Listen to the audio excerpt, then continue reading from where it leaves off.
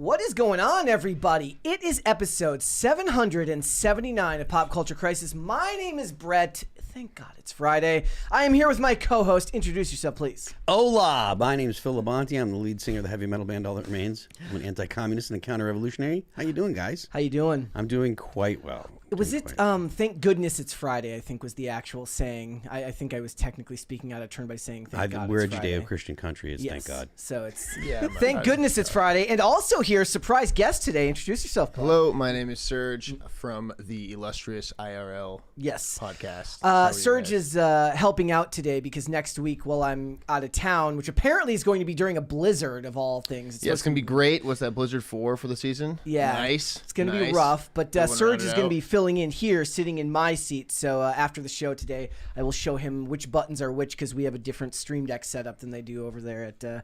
They all do the same thing. They all turn the show off. Yes. We got a bunch of stuff to get into today. Don't turn the show off. Oh, yeah, and we did forget Happy Valentine's Day to all of you. Condolences if you're a loser. He's saying, hey, single ladies. Hey, you know what? Just go out and listen to that song today. We got a bunch of stuff to get into today. One of the things that we're going to talk about is Bill Burr is kind of that quintessential Hollywood elitist where, you know, he hates billionaires because he's a millionaire. It's kind of like Bernie Sanders.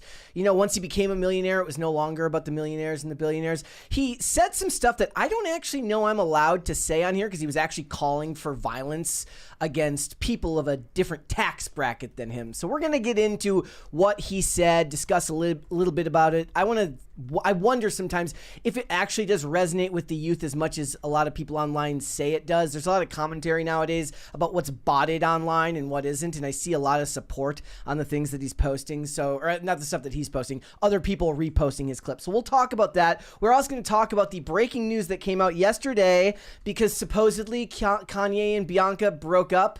Now, I don't know if that's actually true because Milo has now come out and said that that is not true.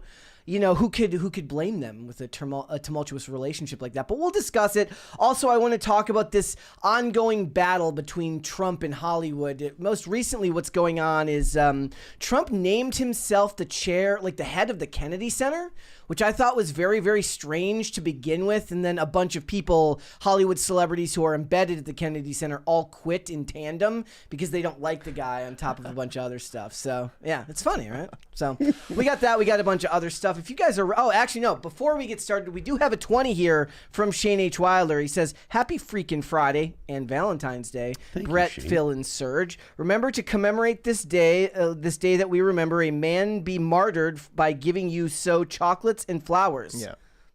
Sorry, Mary's not here but somebody had to say it. Who is this in particular that they're speaking of?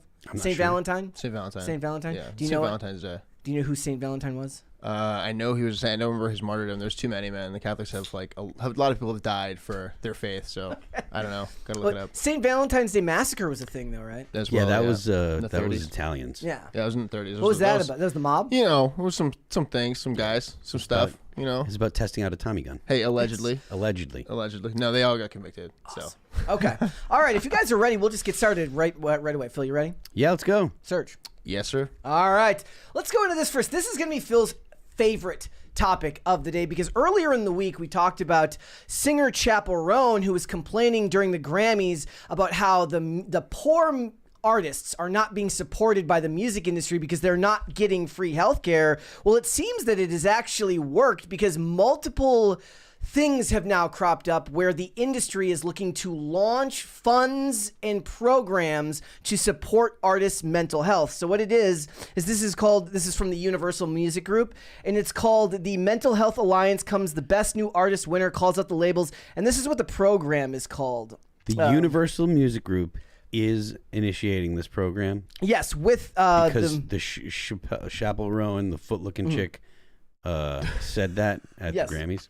So what it is it's called the Music Industry Mental Health Alliance. So this is a program. What I thought was funniest about it this is cheaper than actual healthcare, right? Yes. Yeah, right. Yes. This is all Budget This all comes out of the PR budget.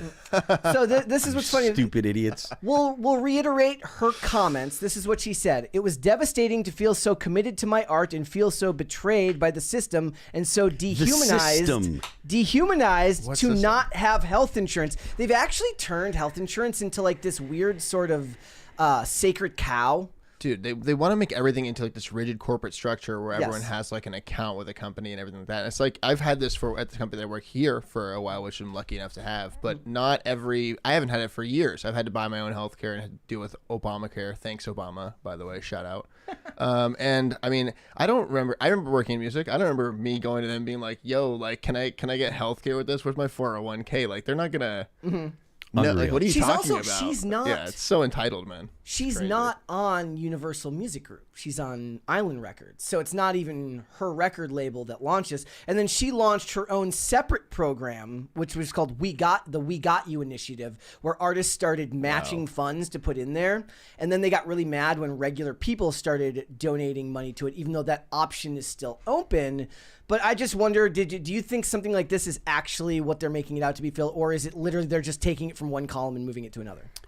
Wait, Like the money, rephrase that. so the way they're phrasing it is like they've launched this initiative and they're going to put a bunch of money into it. But really, are they just taking this out of another aspect of the company's budget and moving it over there for good PR? No. They're gonna charge all of their artists a little bit More. extra. You know, Just siphon off the industry, It'll basically. slide into the next the contracts that they sign in the future. Yeah. And this is going to be a total PR move. So they're going to charge the artists to do a thing that makes the label look good. And earns label money. Yeah. Well, yeah. The example great. that It's a win-win-win for everybody here. Like I don't understand what's going on. Idiots. The example that I always give was after all of the drug scandals in WWE back in the 80s, in the 90s, they now allow anyone who ever worked for WWE ever to go to rehab for free on their dime. But they don't do that because they care about them. They do it because they had a really bad reputation. Right. Also, any of the good PR. drugs PR. that they were doing that would be considered performance enhancing, you don't actually get addicted to. It was all the blow that they were doing in order to make the drive to the next show because they were the smaller. They did 300 days a year. Yeah, the smaller guys in the WWF, they would rent a car and go from show to show to show every night. It was like doing a band tour, like touring for a band, and it was all so that way you could get enough of a reputation, get enough of a pop to maybe get your shot at the big time, to get put into a big match, and then you still had to deliver. If you did all that stuff,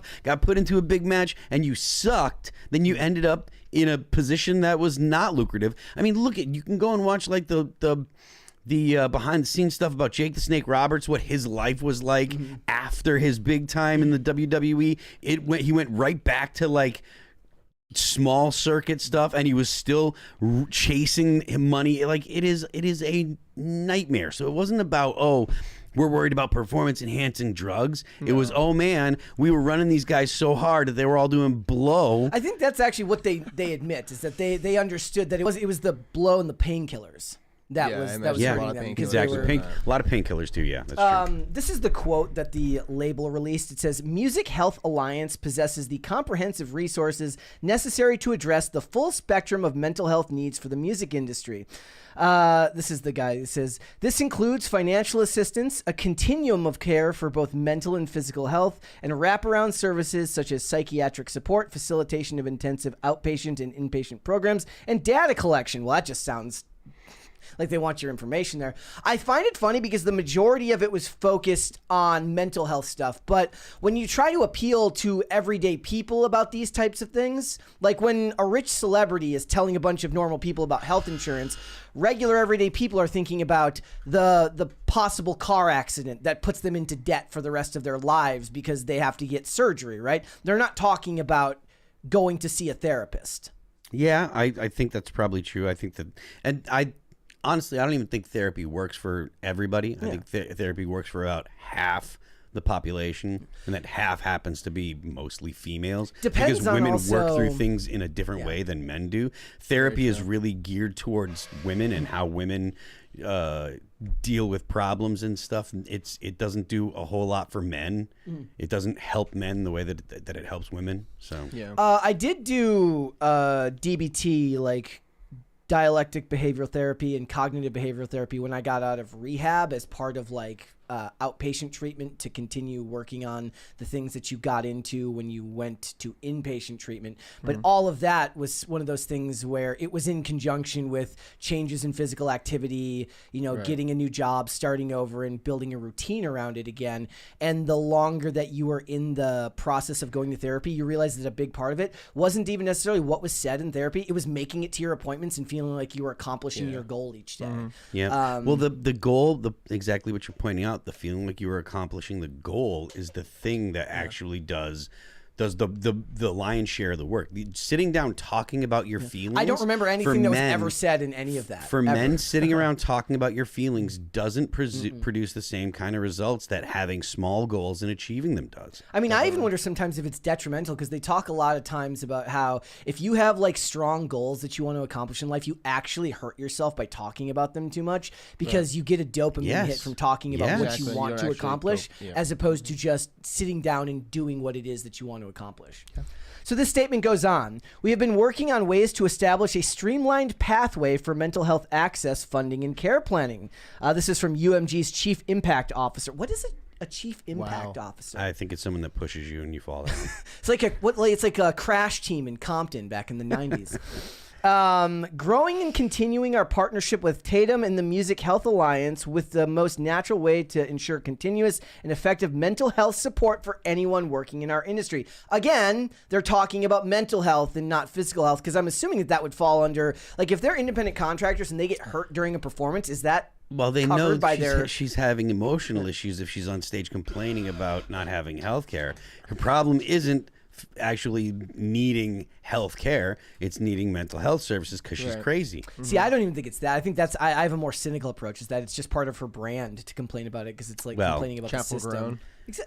Exactly. Yeah. Hey, I'm team Chappell Roan all the way, because she tends to focus, like, outside of the healthcare stuff, she tends to be a more interesting whiner than the average whiner in the industry, which I find to at least be a little bit more interesting. The new crooner is a whiner. That's pretty good. I like that. That actually might hit. Was this something you ever heard people talk about while working out there? No, I've definitely heard people say Chappell grown before. I mean, I'm talking about like healthcare within these fields. She's just that kind of person. She has that. She's like she's the activist person. Like Billie Eilish. There's like the 3 it girls of the apocalypse. Not really the apocalypse, but it's like Chappell grown, Billie Eilish, and who's the third one?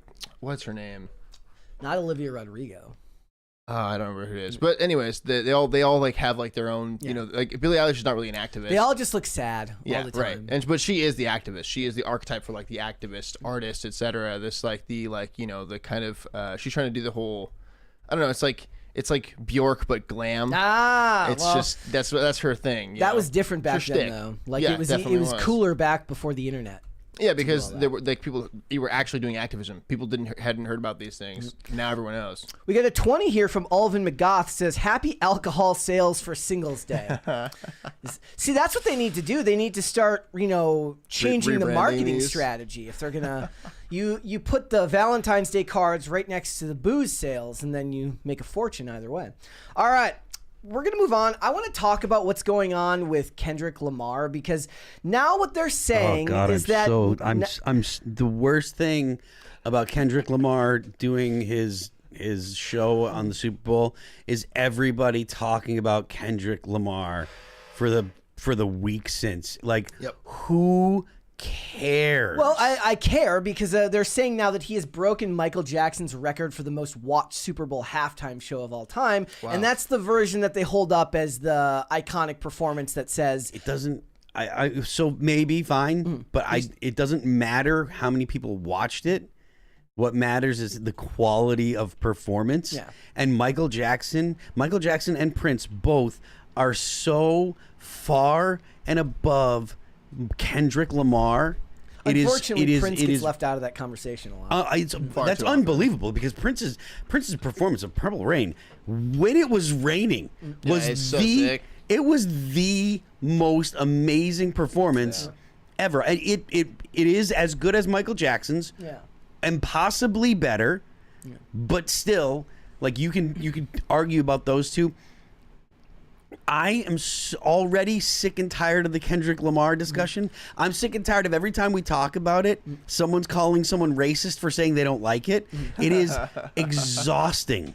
I mean, that became the predominant discussion after the. Actually, what it became is a weird version of, if you enjoy movie or if you look at film Twitter, they have what's called media literacy, and what media literacy is basically like, if you don't like this movie, it's because you're stupid and you didn't understand its message, when that's rarely, if ever, true. So a lot of people were saying it's, if you didn't like this performance, either A, because you're racist, B, because you didn't understand it, or C, because you're just, I don't know, you're not. I don't care what reason you want to assign, you can think that. It is totally irrelevant to me what you think about why I didn't like it.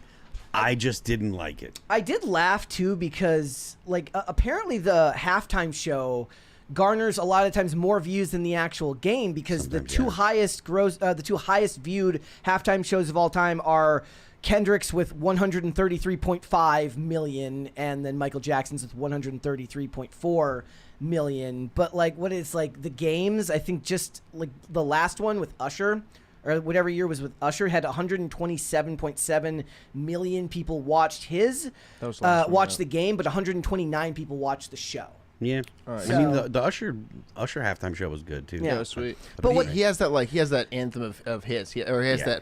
that what's not Pantheon, but like a discography of his. Yeah, That Should have been People Lil know. Wayne. Can I say that- the popular thing? It should have been Lil Wayne. I think because it's in New Orleans. I don't know who made the oversight on that. They thought they could still keep the whole. I guess they could keep the whole beef thing going. Yeah. But I mean, look, I wouldn't the fact of the matter is Kendrick Lamar has 0 crossover songs. Right. Like there are no songs that grandmas know. There are no songs that people that are outside of the rap world know. Which Kendrick Lamar is fine as a rapper. I mean, I know that he's very popular. He's very successful. He's got a huge fan base, but it's narrow.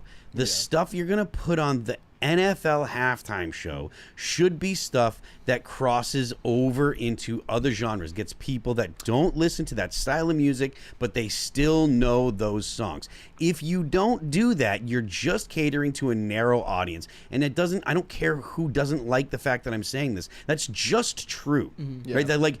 That's just a factual statement. It's not about whether or not it was good or I liked it. I didn't care for it. I didn't even dislike it. It's just, it was a bad idea to have a guy with such a narrow fan I agree. base.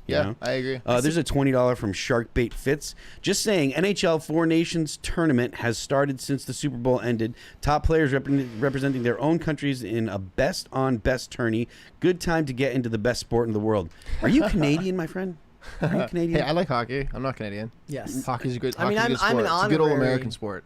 It's Way I a good reckon. old American sport. I'm honorary Canadian because I'm from Minnesota. I mean, I'm not proud of that, but it's just the sad fact of the matter. Well, when it comes down to it, it's Jay-Z is Rock Nation. Rock Nation does does all that stuff for the Super Bowl. So does maybe you would know this better than me, Serge. Does Jay-Z have a problem with Lil Wayne now? They worked together in the past, so I imagine they don't. I don't. I knowing Lil Wayne and like how he is, and just having. Now, I've not worked with him or anything like that, but if all the footage I've seen of him, I think he literally would be like oh well, like it's not like at the end of the world for him to, because there will be more Super Bowls potentially in New Orleans, and I mean Lil Wayne is also maybe, like Phil is saying, maybe not the person that really I don't know. I don't think my mom knows who Lil Wayne is. He's but got I think crossover though. He does have more potential than He than- does. only because of the sheer amount of time that he's been in the public spotlight. When I think of crossover for artists like that, it's usually like they have a mainstream hit that has a pop star on a chorus, right? Like that on I the see what hook. you mean. But I mean, like if you look at Rihanna's Yeah. Super Bowl, like it was like 2 years ago, she also has just discography of hits and go track for track for track for track. That Like, even if you don't like it could have them, been. you've Why heard them didn't Taylor everywhere. Swift why didn't she just like pick up the slack and do a Super Bowl performance? She Has would she already lose done money one? by doing Because that. because Beyonce and Taylor Swift had beef before. Oh, that's and, why? And Oh, Jay-Z's wow. definitely not going to do that. I Well, makes somebody said sense. something really funny online. They said, like, because Jay-Z does Rock Nation and the Super Bowl is in February, they'll never have a white artist be on the Super Bowl again. I said, I don't know about that, but it's possible. I mean, I don't imagine that there'll be a white artist doing Super Bowl for a long time. At least headlining it. Yeah, because Eminem did. Well, I could have seen Post he did it Malone. with If Dr. anybody, Dre. I would have thought Post Malone would have had a shot at it. Yeah. I think a modern artist. I thought he had a huge year, and now people like my mom and dad do know who Post Malone is. It's not because he's white; it's because his music that he's releasing is within the even someone like Jelly Roll. And I don't think the guy's like the guy that I think is the best dude to have on the thing because he's not big enough really. But I don't know. big. It's just There's you could have went a memes different now. direction with it. It's New Orleans. Yeah, there's memes now where it's like the guy. It's like the guy being chased around and being force fed, and it says "me" anytime Jelly Roll comes up. And the media just wants to shove Jelly Roll down your throat. The point was, I guess, more was they talk about this record that was broken and the amount of views on YouTube. Now, I was wondering if it was like funny business with the numbers, because a lot of times they'll like stuff together the digital numbers with the live viewership numbers. That's not what they did here, but it also helped him grow as far as becoming the biggest rap artist on Spotify. He won 5 Grammys. Kendrick Lamar? Before. Yes. He's now he surpassed Drake, and Drake's numbers are now dropping heavily, and he just released a new album right now that's very, very, people were saying Drake is a super pedophile, mediocre. so Yeah, good. I'm fine with that. So I thought all of it was interesting, and I would be interested to know, like, if you could have hired someone, Serge, who would you have brought on to, like, who would be, you kind of mentioned Post Malone, but who else would you bring on to do the Super Bowl? You could go to, I mean, if you want to do like singer-songwriters, you have to have people that, you can't do someone that's just brand new because they don't have enough songs to do a whole performance and make it like cool. Like Phil's saying, that part of his performance, like I watched Prince's halftime show. I don't even remember what year that was, but it was just sick. I want to say 2007. Yeah, it was in high school. It was sick, dude. It was an amazing performance. I don't know. I'm trying to think I think honestly my vote would be Post Malone. Maybe I would say like, I'm trying to think of what other country artists. There's that one country artist, I forget his name now. Had a great Morgan run. Wallen? Morgan Wallen Wallen is very big now. And that's what I was thinking. Morgan Wallen could definitely be someone to put that in there. I don't know if there would be someone from the South that I'm missing, but I think Morgan Wallen in New Orleans would be huge. There are right now you're being put on the spot. There are definitely artists that could do that, could perform at the Super Bowl that have crossover power. I think Metallica could do it because Metallica's been around long enough where and they've been a household name since the Black Album in 1991 or 1992. Long. That's exactly what I'm saying. It has to have that household name. They could play song I would hope that they wouldn't do any of their new stuff, any of the stuff they've written in the past. And they haven't done one, right? 25 years. When they play shows, they play new songs. Yeah. They don't. I mean, they play long shows. They do all the songs that you want to hear. You're gonna hear. You're almost guaranteed to hear all the big songs you want to hear. Then you're also going to hear songs like they still do Battery, they still do Damage Incorporated, they still do Blackened, they still do like all the songs that you kind of would hope to hear, but that like your average like your B-sides. Yeah, you're not Metallica super fans may not know about them, or non-metal fans wouldn't know about them. Jeremy Harbin in the chat says Imagine Dragons. That's a bannable offense. That's actually Imagine Dragons is becoming the new not Creed, but that's what I would say. The new, but I mean at the same time. I mean, like they're getting memed on heavily. Like it's become like its own genre. I mean, I've been a cable page for them on 2 of their events in Utah, University of Utah, and then also I think one was in Provo. I don't really remember anymore. It was years ago now, and I've had him like the frontman for their band like yelling in my face, "Radioactive, whoa, whoa, oh, oh." Making the O face, and I just don't know if I can ever live that down. It is its own genre of music now. There was like some other artist that we played for where this guy did the acapella. I forget that guy's name, like Benson Boone or something like that, and it's all sounds the same to me, but that's just my personal opinion on it. Yeah. The point was 91.1 million Spotify listeners now surpassing Drake, which I guess was the whole point because the whole show was petty against Drake, and 154% increase in streams, and that actually kind of proves the point of what the Super Bowl is supposed to be for the artists, because from what I understand, they are not paid to do that performance. They're paid it's literally you're going to get paid in exposure. Yeah. Like every every freelance artist has ever heard anytime they get asked to do something. They're like, well, I can't pay you, but I can pay you in exposure. That's the Super Bowl right now. Jay-Z's like, I can't pay you, but I can pay you in exposure. I have so much exposure dollars right now. Just you guys have no idea. That's the next big crypto is exposure dollars. Exposure Thank dollars. you. Jason in the chat, it was Nickelback. That's what I was like, the new Nickelback, not the new Creed. Okay. You know, they became a meme after a period of time, That and makes now sense. Imagine Dragons are the new Nickelback, which maybe in like 10 to 15 years, people will come around and be like, oh, I always liked them, even though I meant dunking like on them now. anthemic band that has like those really anthemy type songs that everyone can sing along to. That's what I meant. That's what I meant by Creed. Well, but that's- Nickelback makes sense. They Yeah, are I mean, memeing the that's- hell out that's- of Imagine Dragons. I've that's- made some jokes myself. That's in the past. whole point. It's like whoever's doing the Super Bowl? the Super Bowl Yeah. halftime show should be crossover. Should crossover Totally agree. genres. Totally agree. You know, whether it be someone like, you know, I mean, whether it be Dr. Dre, who's been around long enough that almost everybody knows at least some of his stuff, has heard some of his stuff. I mean, like Snoop Doggy Dogg is doing Snoop would've been videos great, with, dude. He's doing commercials great. with what's her name, the Martha Stewart. ex-con. They're both ex-cons, right? That's my biggest All right. my biggest pet peeve in Hollywood is fake friendships where you know that their agent called their agent and they're like, hey, let's make this video and make it seem like we're friends, and then weirdos on Twitter are like, look at how cool these two are together. I'm like, they don't like each other. Yeah. They likely don't like each other. All right. What would you guys like to see? Cringe or cute of the day? Actually, you know what? You know exactly what I want. I know. What we'll do is we'll do cringe first because I have 2 cringes today. What's weird is like usually I don't. Mary pulls out the cringe for the show most of the time, and I don't tend to search for it. I'll go through phases where I put a like, lot I got of the cringe. I find a lot of cringe, but other times what happens is it just ends up coming across your screen, but I don't search for it. But I did find 2 today, so let's watch this one first. You may have seen this one. This should be the Super Bowl song next year. We're in the middle of a hostile government takeover. I wanna talk about it, but I'll be late for work. And if you're saying, wait a minute, who we have to stop this? We have one, but you didn't want the lady in office. Now that we're a part of a Nigerian prince, then surprise, surprise, it end up being a white man. Oh, I just wanna know what the hell do I do? Probably Drake. See, the problem is the lip syncing was really bad. If you're gonna lip sync, I feel like you should at least be good at it. Wow. I mean, Can I have like 2 or 3 minutes, or however long that was? I don't even remember how long. That was I 30 kind of like seconds. blacked out. My Yeah. brain was just like off. I mean, Wow, dude.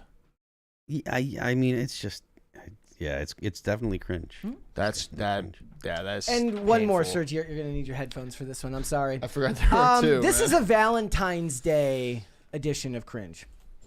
Want to be honest, the most romantic thing somebody did for me, Sexy Red. it was my first boyfriend. I was just in high school. He was a little older than me, and it was Valentine's Day. I'll never forget.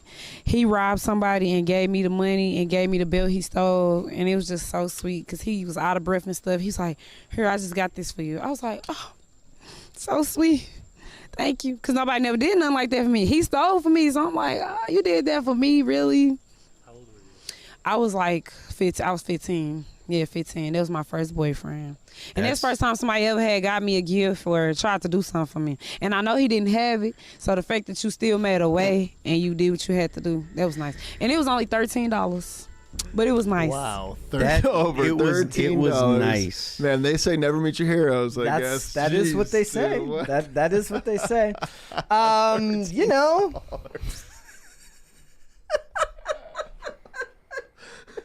Oh, it's like an onion, dude. It just gets more and more pungent as you just keep doing the layers off.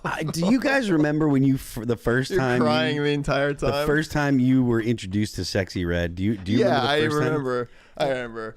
It was. I just- definitely do. Do you?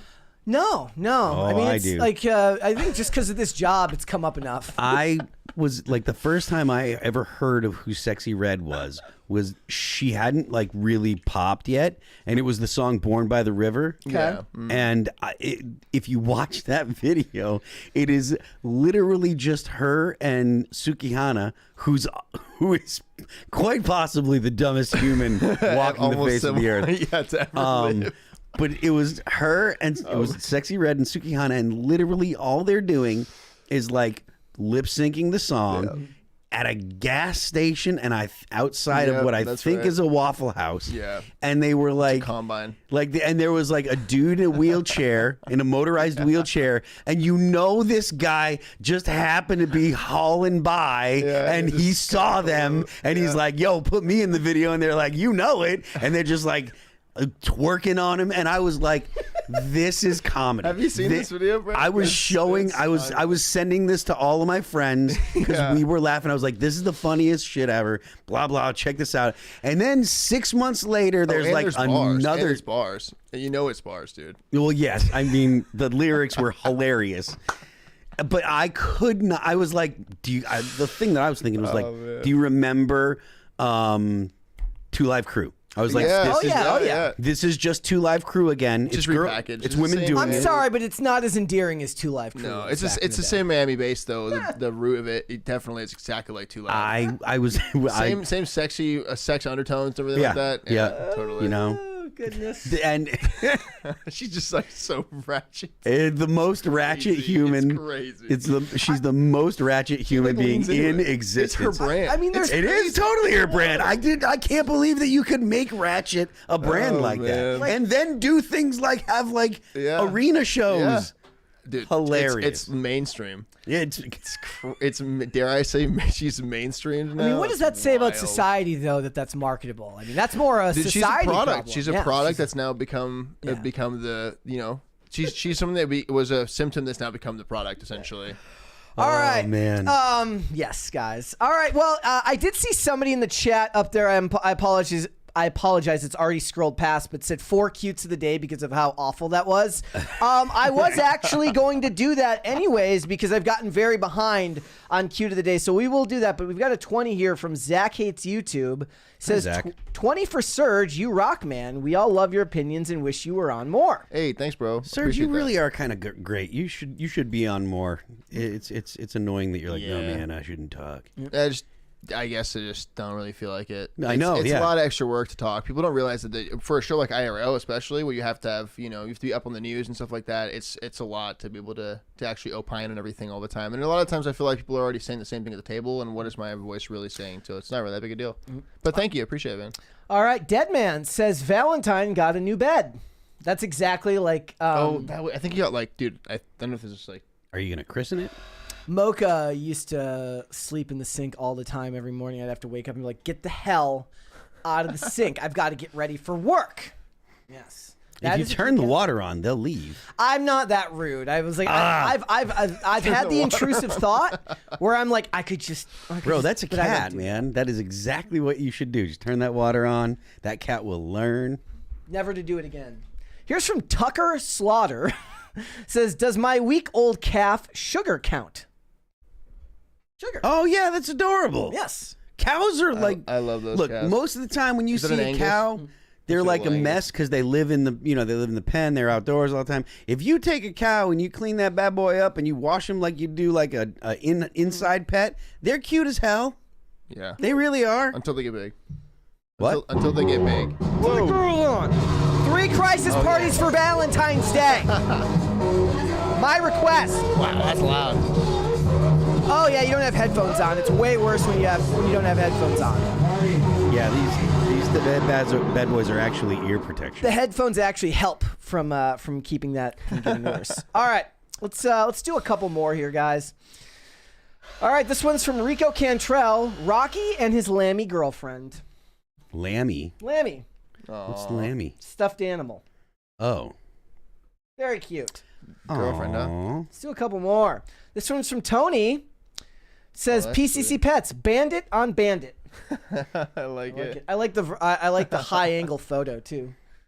Yeah, I'm a that's fan. cool. Nice do car, man. Let's do one more. You need to get a monitor like that one over there for the other chair because the It's a lot of person sitting monitors. there, he's got to stick his. You got to I put that know. monitor over there. You should put I that know, over but there. there's a person that sits there. Put it on the wall above his head. Yes, that we could do that. That would be a good idea. All right, this one's from Gold Digger Comics Universe. Very cute. It says, not pets. These are some of my father's chickens I was taking care of when he was out of town. These hens couldn't wait for the feed and just helped themselves just as soon as I put the bucket down to close the door behind me. Corbin26 says for $20 says, first time hearing Sexy Red was at the gym with a girl I was talking to. Wow. Condolences, homie. When I asked her if she liked her music, she said she's better than Drake and a few other rappers from the Toronto. From the Toronto. That's literally what he says. Yeah. Needless to say, it didn't work out. Kudos. Who are the other? You dodged a bullet, homie. Smart move. Who are the other big Toronto rappers? Are there other I don't Toronto know. rappers? I don't know. Their whole accent they're trying to push really hard on the internet is like fascinating to me though. No, it's like, have you ever heard them? Oh, it's like a whole other slang. They call themselves Mississauga Utes. I've heard the female Canadian rapper who had like Canadian ebonics. Yeah, that's what it is. That was what hilarious. I'm talking about. It's hilarious. Canadian ebonics. It was. Yeah. It was literally that. It was like there's no way you could have heard that woman and not like yelling at you and not just laugh at her. Yeah, I wish I had that clip. It's fascinating. That's the word I'll use. Clip. Fascinating. All right, guys. Feel free to continue sending in Q to the day. It's hashtag PCC Pets. Tag me in there on Twitter. Let's go ahead and move on and let's get started. So one of the things about Hollywood millionaires is they love to virtue signal about the supposed billionaires who are destroying society. Whatever you think of politics, it is an ongoing issue amongst those in the industry to talk to the have-nots as if they themselves, the millionaires, are also have-nots, which I always find very, very funny. But what I want to do here is play you this clip of Bill Burr from his podcast recently where he said, these are his words, that billionaires need to be put down like rabid dogs. So no middle ground there, guys. Let's go ahead and listen to this clip and hear what he has to say. The people that are struggling out there because of these f***ing billionaires. That's the rim. And they got us all arguing liberal and conservative. We got to stop doing that. Like, I am so tired of hearing about people going to bed worried about what's going to happen next week. There is so much fucking money in this country. And there's so much work being done, you know. And if you work a full fucking week at a job, you should be able to pay your fucking rent.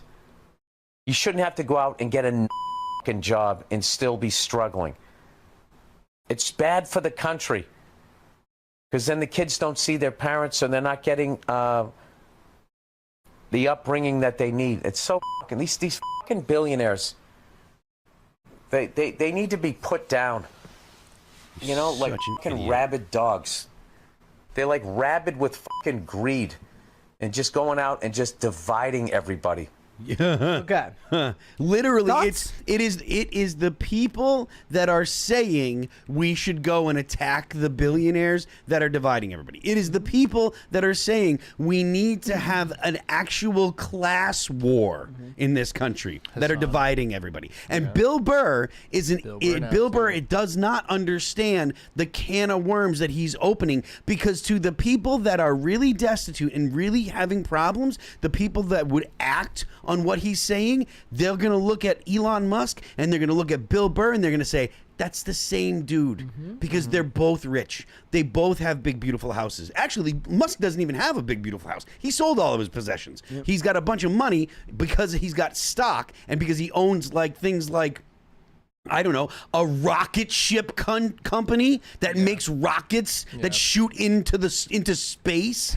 This guy is saying shit that is, it is absolute idiocy, and the people that actually the actual proletariat, the people that don't have property, they're gonna look at Bill Burr and they're gonna eat him too, because he is the rich. He is rich. He is absolutely the rich. He is an idiot, an absolute moron. He thinks, I guarantee he thinks, because I have a black wife, I can get away with this stuff and I'm not the bad guy. Because look at me, I'm not racist. I'm one of you. Bullshit. They're going to kill you and they're going to kill your wife too, you stupid moron.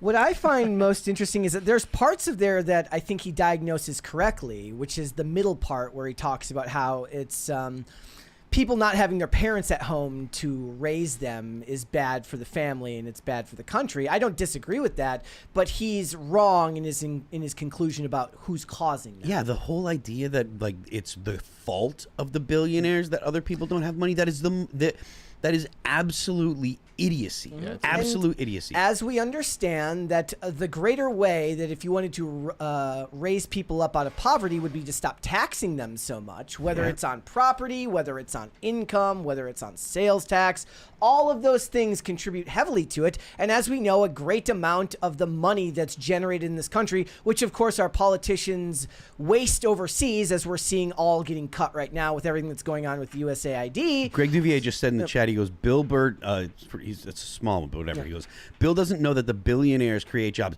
Billionaires create way more jobs than Bill Burr's stupid ass does. Well, that's what I'm saying. That was what I thought was funny about it, right? Is like whether you have a billionaire who creates a whole bunch of jobs, and we're not just talking about high-skilled labor, we're talking about low-skilled labor as well, which offers a lot of people the opportunity to, at the very least, if they can't pay their rent on that one job, allows them to start working towards something more fruitful in life. How many people have an apartment and a roof over their head and food on their table because Amazon exists? That's the one. That's the example I always use. It's How many people have an apartment and a roof over their head because the Waltons started Walmart? Hey, what about Hassan? Think about how many people have stuff because Hassan has stuff. Hassan just gets, people miss about Hassan all the time. He's like the ultimate capitalist. He makes money off everybody. He doesn't give money to anyone else like that. He preaches it all the time. Yeah, but he doesn't give money out to anybody else. So it's infuriating when they say it's not true. They're lying to you. It's infuriating when they say these billionaires, because these billionaires become billionaires by owning multiple companies. Yeah, right. You know, they're creating jobs. Elon Musk, like a boatload of people can support, and if I understand correctly, Tesla pays like well well, I'm guessing there is no, like, it's all high skilled labor to work for Tesla anyway, right? No, because I mean they have factories. They have janitors. Exactly. They have maintenance people. They have low skilled. They have delivery drivers or truck drivers that deliver stuff. I mean, it's not necessary. It's not necessarily all high skilled labor. But the point is, like, these companies create jobs that put enough money in people's pockets where they can have a career. If you start at Tesla and you're on the line and then you become a manager for, I don't know how they break it up, but you start on the line, you become a manager for your area, and then you can become go on to some other type of job in Tesla. You can actually work your way, and that's the exact thing that made the middle class in the United States. People love to talk about the fact that there are so few car companies in the U.S. anymore that make cars. What do you think Tesla's doing? And they said, it used to be you could get a job making, working in a factory making cars. Look at how great Detroit used to be, and then all these companies started shipping their jobs overseas because of all the regulation and blah blah blah. Tesla's building cars. They don't build all their cars here, but when they build cars in the U.S., those are good jobs that are making life better for thousands of people. This is such a dumb, stupid person perspective, and it's because it's so dumb. Never change. There's so dumb. 20 there from Corbin 26. Says Corbin 26 says low IQ people will blame anyone but themselves. Here in Canada, people complain about our liberal government even though they in the majority voted for them. The extent of their knowledge is give me free stuff. It's totally true. It's like Gibbs. I saw Gibbs. Yeah. I saw a couple of chats in here. Off World says billionaires are laughing at you. That may be true, but I take more issue with politicians who are paid off of taxes laughing at us as they send our money overseas and waste everything that we pay in. Well, what billionaires are laughing? And is he saying, are they laughing at us? I think he's saying more to the people who support. Oh yeah. I don't think they're saying to us specifically. Okay, he's saying that this perspective that we tend to hold, that those in private business who provide a lot of jobs and income, who happen to get rich off it, are laughing at the majority of people who don't criticize them as heavily as they criticize politicians. There's a couple people in the chat that are like saying things like supporting billionaires is crazy funny. What's the option? Should you say, okay, we should take their stuff, so that way these companies are broken up and given to people that are less skilled than the billionaires that have built these companies? That is a dumb thing to say, you stupid moron. I just wonder if they realize that the majority of that money, if they took all of that money, if they were to confiscate everything and use it for what the American government uses the money for, it would be gone in like 2 days anyways. Yeah. We're $35 trillion in debt, and in lieu of actually finding a way out of that, which we seem to actually be trying to do right now, despite the fact that it's pretty much impossible. Maverick Buckley goes, a Tesla Model 3 dual motor does 0 to 60 in 3.2 seconds and costs $37,000. What more do you want? Not only that, how much does it that's cost? American muscle right there. $37,000. That is true. That's all it American costs? muscle. Yeah, they're not not expensive, especially right now. If you go to Hertz or those places, they're trying literally to offer a lot of EVs. for $45,000. For $45,000, that same car will drive you everywhere. Yeah. Full self-driving is 10 grand or 9 grand or something like that. So for like $48,000 or whatever, you can have a car that performs like that, has plenty of room, and will do the driving for you. So if you're some dumb alcoholic or whatever and you need someone to drive you home all the time, your car will make sure you get home safe. And the other issue that you run into with these topics is if you're from the haves, like a Bill Burr, and you're talking about the have-nots, people are going to ask you why you aren't putting your money where your mouth is. Whereas most people who don't tend to criticize people who are providing other people with jobs, work, and opportunities aren't going to be held to that same standard because they believe that everybody has a right to earn what they keep and put forth their money into the world however they see fit. And there's another thing that I'm going to bring up about this. When people talk about, oh, we'll just take their money, blah, blah, blah. If you want to destroy an economy, then get rid of property rights. Yep. If you as a person that has assets or has anything, if you cannot invest that money in into a business or something like that without a guarantee that money is at least safe from being stolen by the government, right? You might lose it. The point of investing is you're risking your money in a business, and maybe the business goes bad, right? Maybe you lose money that way. But if the business goes well and then the government just takes it from you, that will destroy an economy faster than anything else because people stop investing. That's what they want. I mean, that's why so many people talk about, depending on whoever the president is, the most pro-business president will be good for the economy because it'll put forth faith that it's actually going to grow the market. Yeah, and there's another thing that we hear a lot is like people say, oh, well, number go up. Like Tim was talking about that. Like it's like, oh, blah, blah, blah, number go up. That's not always good, or that's not good and stuff. And it's like, it's a balance because every like percent of GDP is associated with a number of deaths. So if your GDP, like poor countries have higher death rates, they have a lower life expectancy because people just don't live as long. Rich countries, people have the ability to live longer lives. So there is a corresponding number of deaths that you have to accept as your GDP goes down. For every single point of GDP, there is an increase in the number of deaths. So I understand what Tim's talking about when he says that we want to have a society that actually reproduces the society and reproduces our values. That's true, but at the same time, you do have to understand that if you're not doing things if you do things that harm your economy too much, that means that you're going to destroy your society as well because the number of people that are actually born will go down, and the people replacing those people, the number of people in your society will go down too. Because it shifts the incentives fundamentally, and right now we're seeing a lot of that in the market with young men who are supposed to be who are earning money to provide for families, which is then whether or not you like it doesn't matter. It's the way we've set up this economy. Yep. And when you start to play games with that and start to change who has money, you start to change the incentive structures for those people to earn money and why someone goes to work, they just think that you go to work no matter what because they literally think of you as like a block unit that can produce this much output. So if you look at it like that, then they don't care who fills that spot. That can be a man, a woman, it could be a trans person, it could be a black person, it could be a white person, it could be anybody. And that's not, we found that's not true. This idea of this blank slate reality that everybody's the same. Not everybody is the same.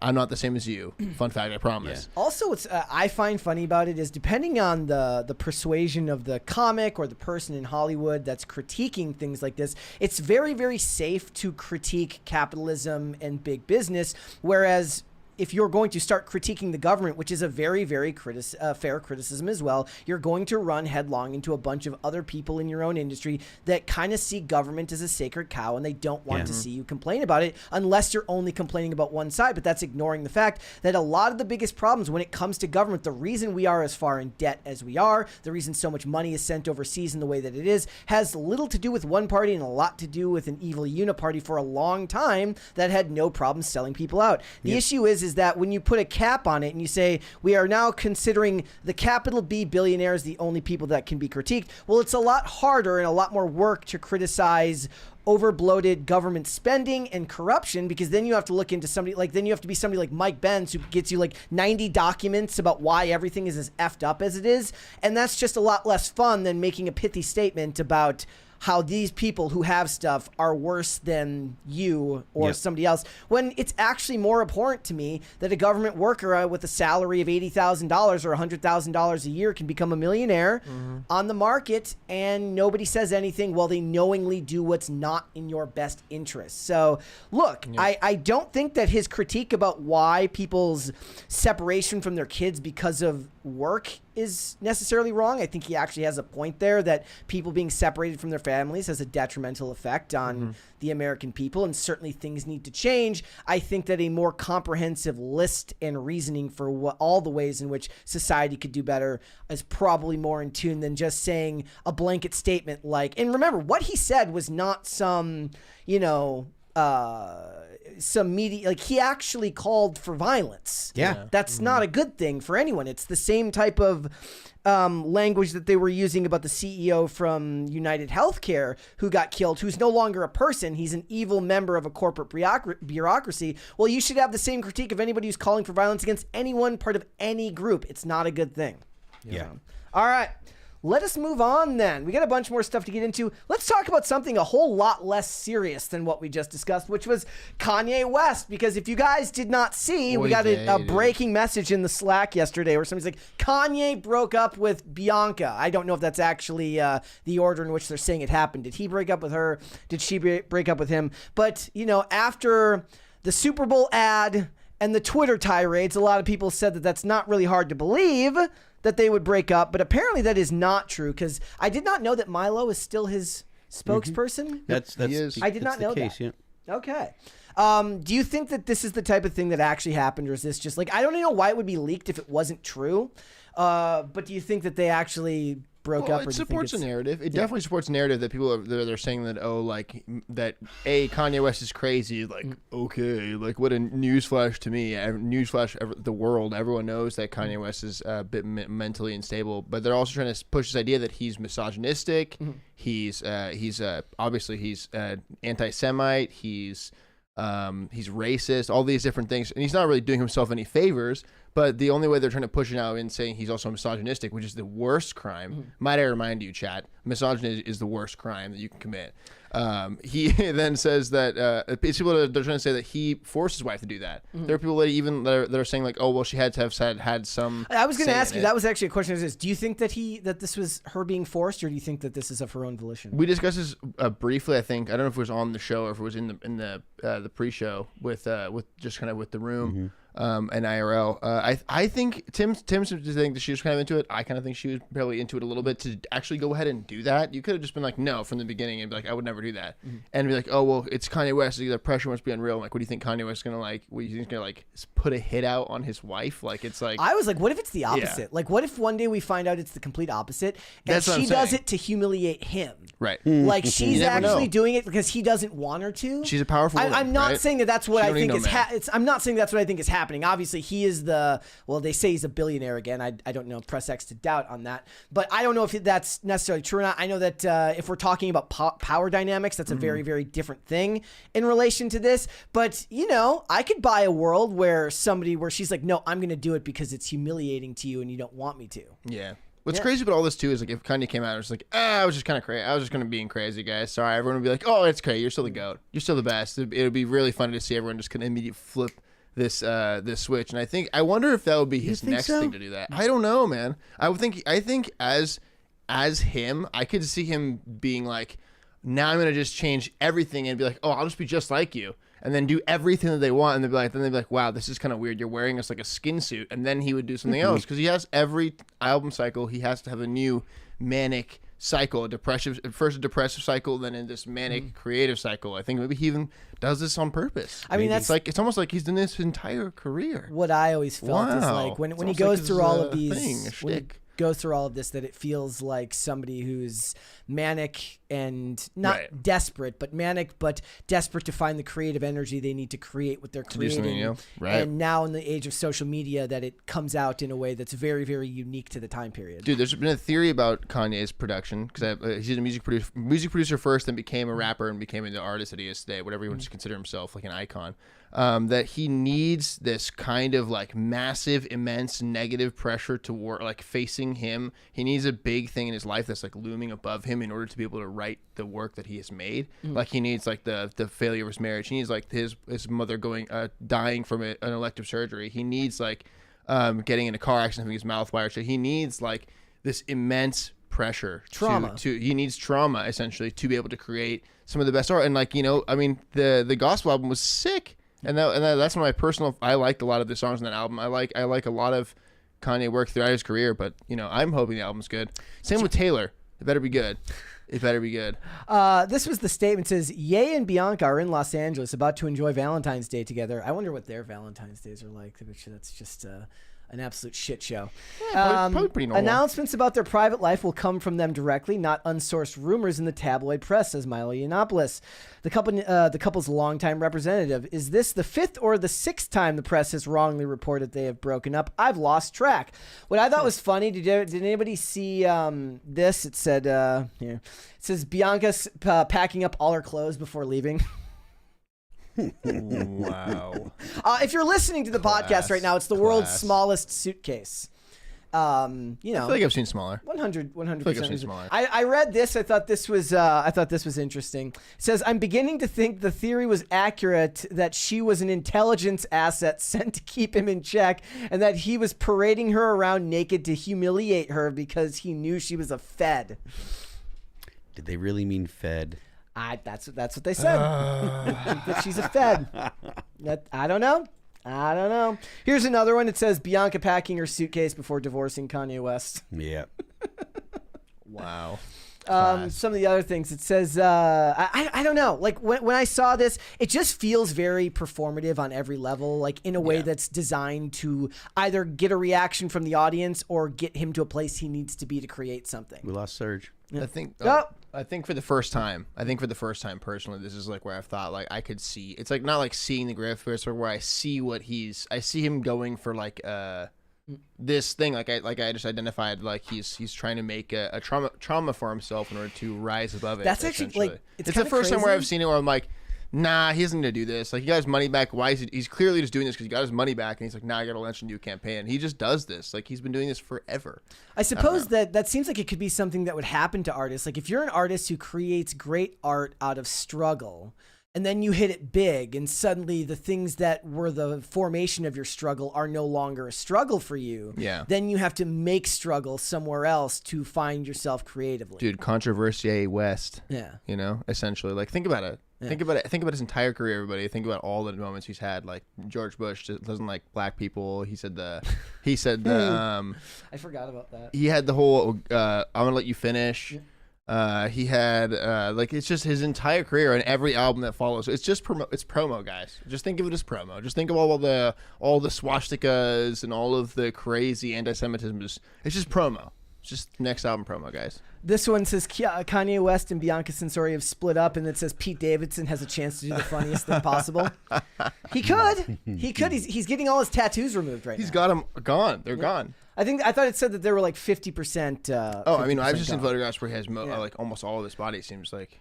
How accurate? Like, how good is tattoo removal now? Like, can you tell? It's pretty good. I mean, you can still definitely tell you had some on your skin, but if you're paying $200,000 for it, I'm sure they do a pretty good job. So, assuming that he's doing all of this for promo, like you're saying, and he doesn't actually necessarily mean all of it, it's just a way to get where he needs to get to artistically. I'm going to assume that most people are never going to understand that or buy into that. They're going to believe that what he says is what he believes.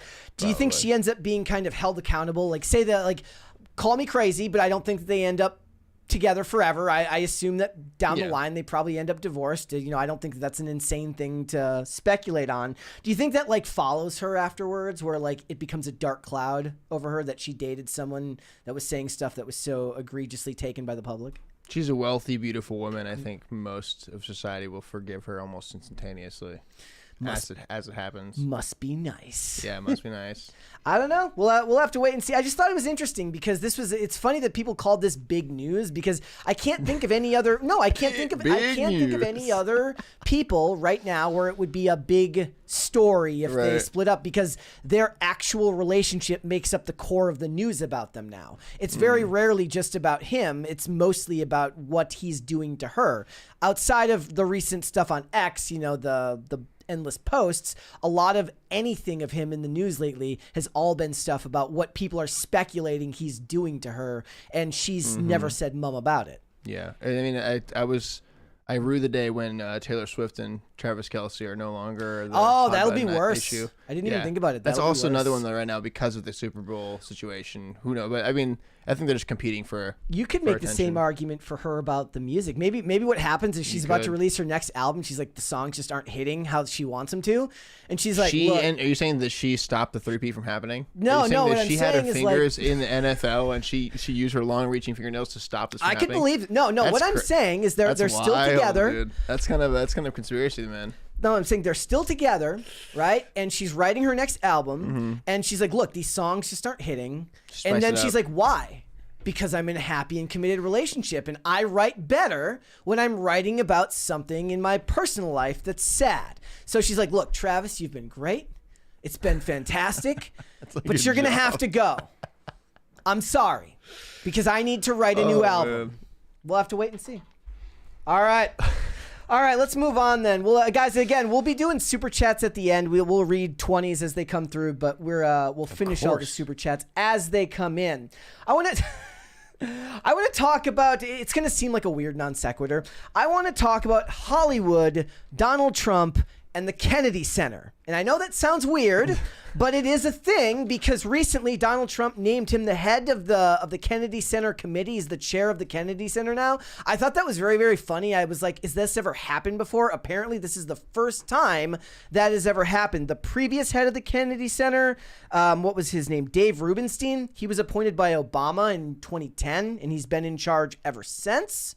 Okay, so like all the way through Obama's first and second term, through Trump's first term, through Joe Biden's term, and now Trump's like, I'm going to put myself in charge of the Kennedy Center again, and immediately a bunch of artists that were connected to it started canceling performances, and they're all making statements. And what I think is sad about this is one of the things that Trump did when he got elected is he appointed special envoys to Hollywood like Mel Gibson and John Voight, so he clearly wants to at least try to make inroads back into entertainment and culture. But the second this happened, they lost a bunch of musicians. Ben Folds, which I haven't thought of in a decade and a half. That's why I did it. Canceled a performance. Shonda Rhimes, who was on the chair committee there at the Kennedy Center, she's obviously a very, very big time movie producer and television producer. She left, and then Issa Rae, who's also a performer, they left.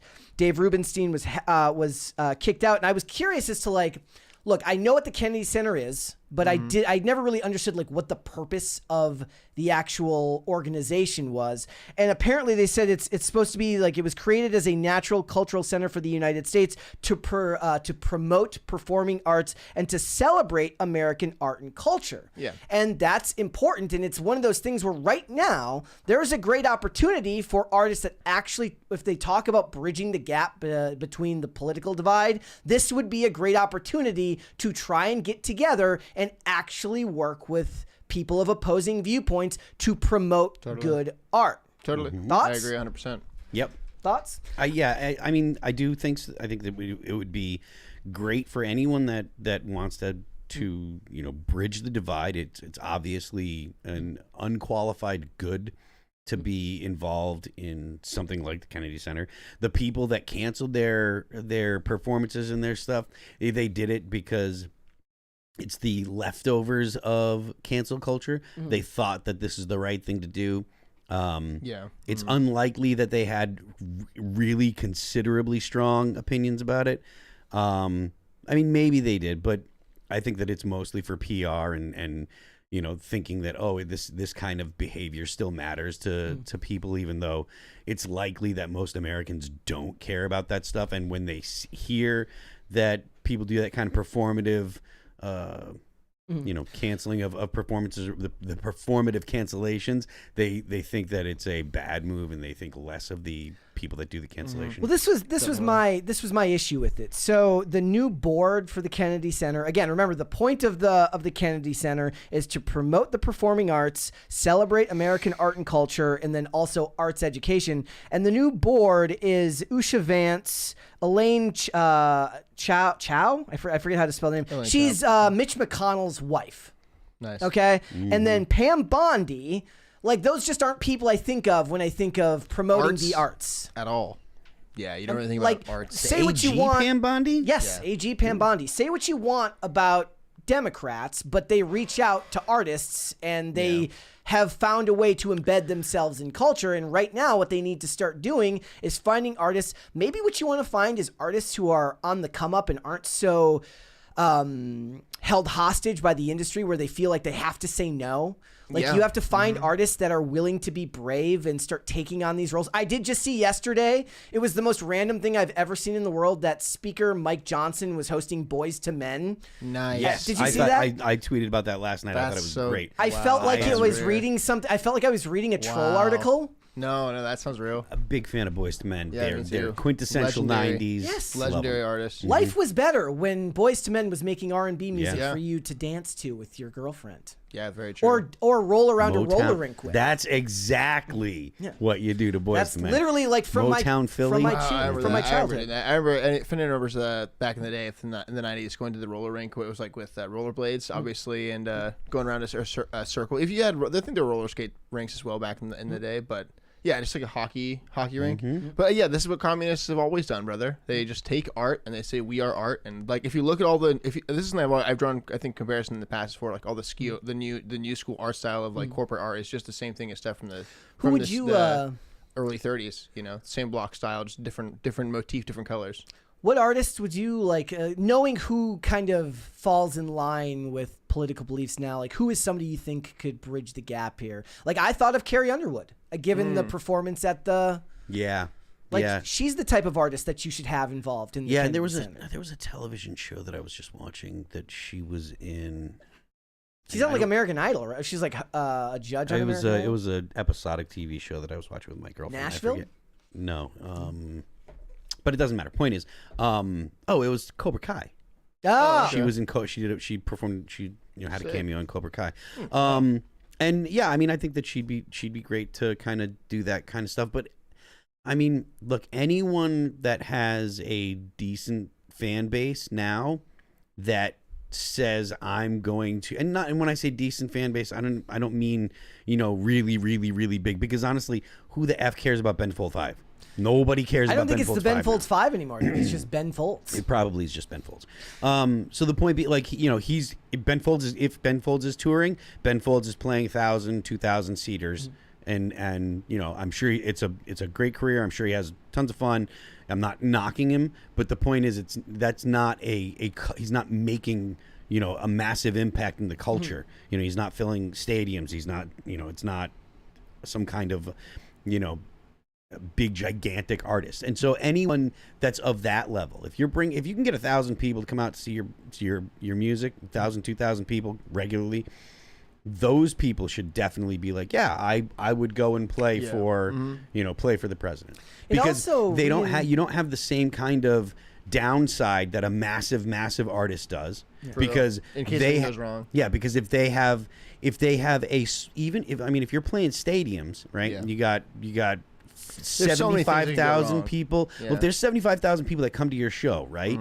All it takes is 1,000 people in that town to be bummed that you're doing this, to make it look like there's a massive amount of people. Even though there's 75,000 people that'll come see you, 1,000 people are bummed out. That means there's 74,000 people that are like, I support this, or at least I don't care about it. Right. But the 1,000 people make a big stink. Yeah, stats don't lie. Yeah. It's like the statistic that you use for cell phones. Like if you ship cell phones, you ship Yeah. 1 million cell phones, and you have 1% fail rate. That still means like 100,000 cell phones. Yeah. It's a lot of people that are saying like, man, my cell phone doesn't work. Yeah. So the consequences of an artist that has 1,000, 2,000, 3,000 people a show or whatever, the consequences of them saying, hey, we shouldn't really get all so upset about politics, and we should leave politics at the door, and it's okay to go ahead and perform for people you disagree with, or just because I'm performing here doesn't mean I support and endorse all of the policies of this particular president.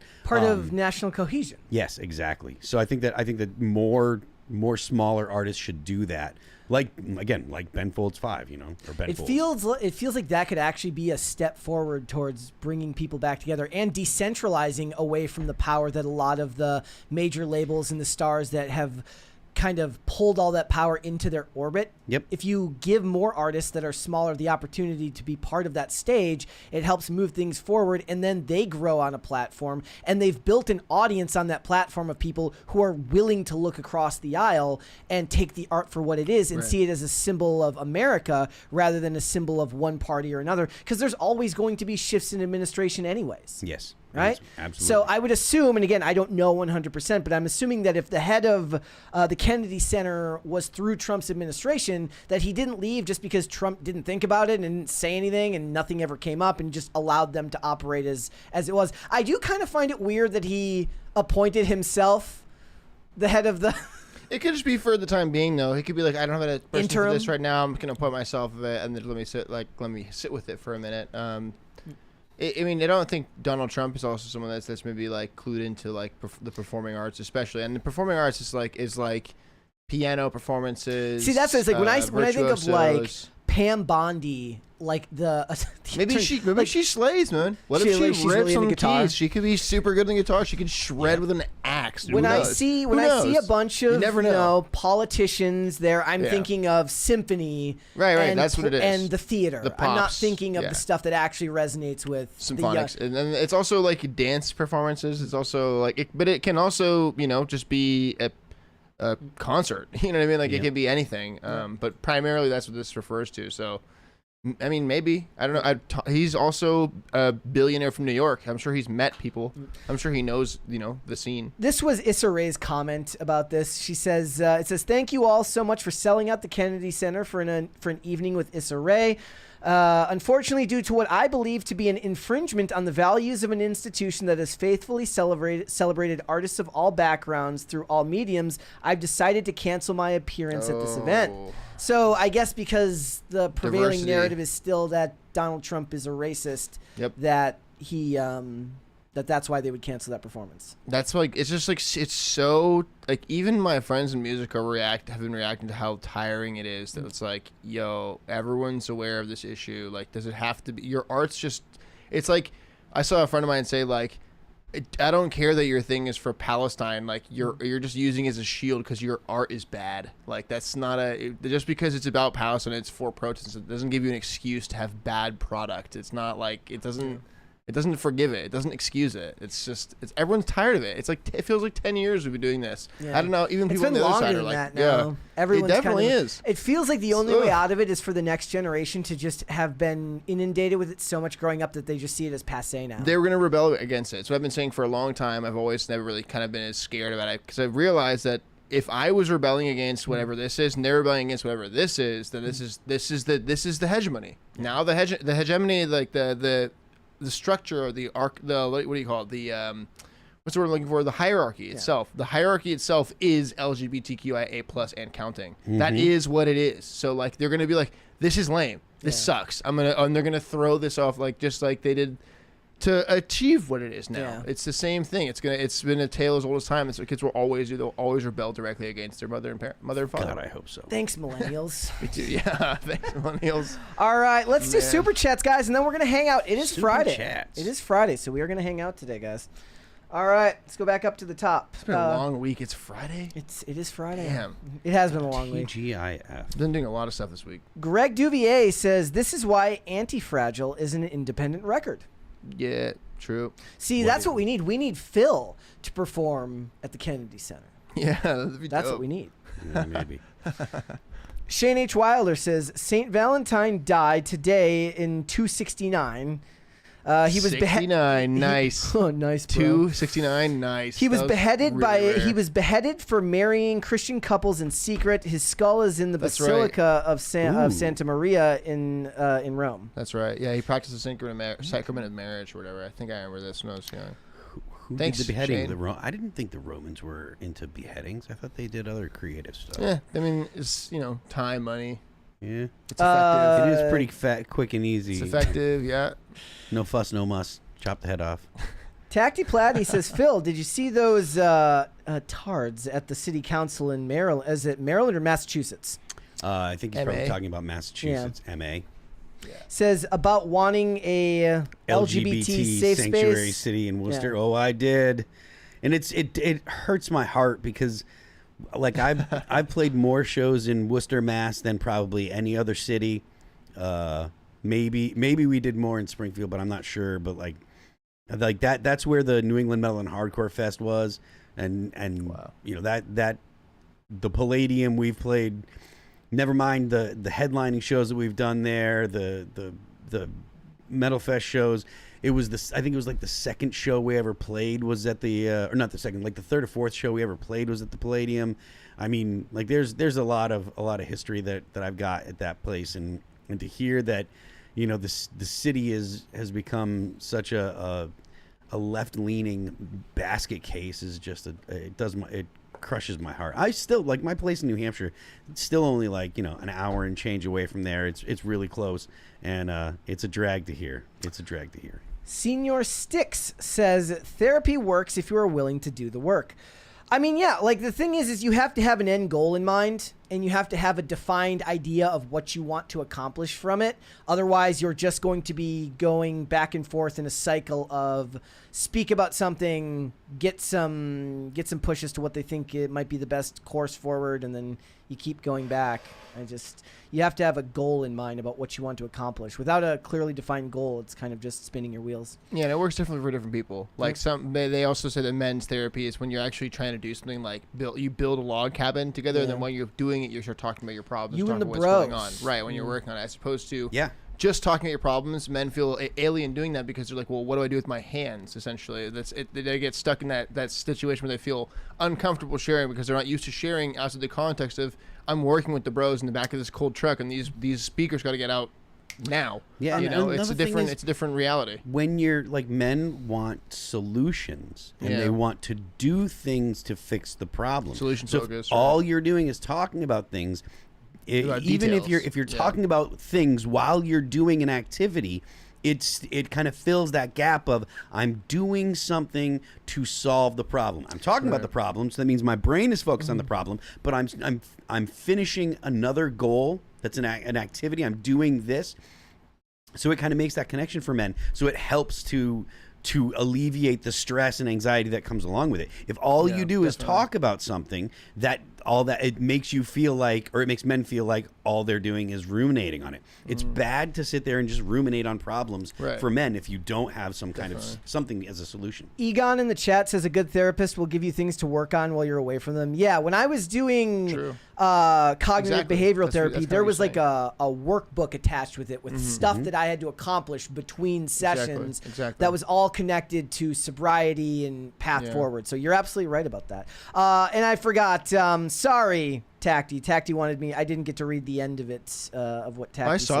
I saw that guy. I remember seeing you. When he was talking about the people at the city council meeting, he says, Phil, should we stuff them into lockers too? Yes. Stuff them in lockers. All right. Throw the key away. But to your point before, what you were saying about those problems, like if Olivia has something that she wants to talk about, like I'll ask her, I'm like, do you want solutions or do you just want me to listen? Yeah. And that's a very important thing to ask. Pro tip right there, guys, in case you missed that one. Shane H. Wilder says, Prince had more talent in his little finger than Kendrick Lamar does in his entire body. Yeah. I would have changed the channel, but I fell asleep. I get it. Like, like everyone's talking about how Prince is so great, but did he get 8 minutes of standing ovation? No, I'm just kidding. I like Prince a lot as well. I think Michael Jackson's great, but I also don't understand why everyone's attacking Kendrick Lamar. He was given a gig. He accepted the gig. The person you should be mad at is the booker, not Kendrick Lamar for being a rapper and being arguably one of the more gifted rappers to come out of the last 10, 20 years. And has the throne and the title of like the best rapper alive right now because of the biggest rapper alive, if you want to call him that, because he like dethroned Drake, who was like this this pedophilic hegemon or like this tyrant ruler over the industry, kind of deciding who makes it and who doesn't make it. I don't understand why they compare him. Like, yeah, obviously they're not the same kind of artist though. Like, I'm not going to compare like a metal band and a pop singer. Like, they're not the same thing. They're just different products. It's just like, yeah, okay, they're one's good, you have different tastes. There's a difference between I prefer this and this is bad. And the performance, I'm willing to say too, the performance maybe that's been his thing. Maybe that's been like a huge show and performance, but that's why you don't book Kendrick. Again, like he's not that kind of guy. He's just a rapper. He's not a performer. Even Tyler the Creator arguably would have been a better booking for this if you're going to pick an LA rapper for this particular gig. When I think of Drake, I think of an artist like he wouldn't exist without Spotify. I just think of Canada. Like I think of the idea. It's like how many people actually go search out his music and how many people just put on a rap playlist on Spotify and his is the music that gets played. Much in the same way where like I was talking recently about how one artist who never gets kind of included in the top performers or top artists of the last few decades is The Weeknd, despite the fact that he's always near the top of the charts in Spotify. He notably also pushed against being signed by Drake and just put into this endless abyss that Drake will take. He'll just take an artist and then take what he wants, extract the value from them, and then discard them like Christopher Reeve from South Park when he's cracking open the little fetuses and tossing over his shoulder. It's crazy. And he was the one who's like, I'm not going to do that. I'm going to keep my name and go independent. And The Weeknd would have... Why don't we mention The Weeknd? No, seriously. He would have been a great person for this. He might have done it a couple years ago. Oh, I mean, right? I don't The Weeknd at least has some interesting imagery around his art. Like there's some very... Like his music videos are at least very, very interesting. Yeah. He has a bigger picture to a bigger story to tell than just his lyrics. And in the Downpour remix of High for This is still one of my favorite songs of all time. Totally. Hard to believe that was 2012. That's over a decade ago. Yeah, that's staying power. It's a long time. Let's move on here. Dingus Khan says, Phil, is All That Remains touring this year? I'm hoping to see you guys in Minnesota. I need to cross All That Remains off my bucket list. We don't have anything booked right now, but the year's just started and there's a lot of year left. Props on being in Minnesota though. Hold it down for me. Archangel 978 says Dank DeMoss should do the Super Bowl. Dank DeMoss. Pop Culture Junkie says the person who made the choice of talent for the halftime show would now have a job involving 3 words. Should have a job involving these 3 words. Drive through, please. I mean, I'm almost positive that Jay-Z is doing that because it's Rock Nation that puts on that show. Yeah. So it's likely Jay-Z. This is Dank DeMoss. I thought it was. Yes, the 500-pound rapper. That's it. That's Dank DeMoss. I thought it was. I just wanted to make sure and double check. The funny thing is, I had another video of her for Cringe today, but we did her the day before, so I didn't want to do it 2 days in a row. Why are we mainstreaming these people? We should just be. I hope we just ridicule the hell out of them. But Value in they you. Get money out of it. Value in you in the chat says dank for DNC chair. I think you mean dank for DNC couch. No, I think he's talking about Count Dankula. Because Dankula is the Supreme Court Justice. James Ornthal Wynn says Banned in the USA was the OG cancel culture anthem. That was 2 Live Crew. Yeah, that's classic. That's really OG and Florida as well. It's 2 Live School. I was trying to explain to someone how I was listening to old Brother Lynch albums. Oh yeah. And if you actually posted the lyrics to that, you'd go to jail because a lot of it was like horrorcore rap Yeah, a lot of the based out of basically like you did a bunch of PCP and wrote lyrics, and it's crazy. The Memphis era, early Memphis stuff. Yeah. Whoa. Yeah. All of 3-6 Mafia, because by the way, the 3-6 is 666 Mafia. People don't really realize that, which is, I'm not saying it's good. I'm just saying that was like the motif of the era for sure. Man, this is very loud. This is very loud. I almost want to have like my acoustic earplugs. Most people have headphones on during the show, dude. Yeah. It's a struggle. Listen to old Brother Lynch albums if you want kind of an idea of just how dark rap music used to be. Yeah. It's good stuff. Pete Donovan says, "Did you see the pic of Mike Johnson with Boyz II Men?" Yes. Yeah, that's sick. Was it like as soon as I saw that, I started singing Boyz II Men in my head. Yeah. And imagine like Mike Johnson trying to like play it cool, like talk about his like, you think he had like an obscure Boyz II Men album that he really liked that he tried to impress them with? Probably on wax too. That'd be sweet. That'd be rare. I have a bunch of I have maybe 2 or 3 records of theirs. I have a bunch of 2 Live Crew.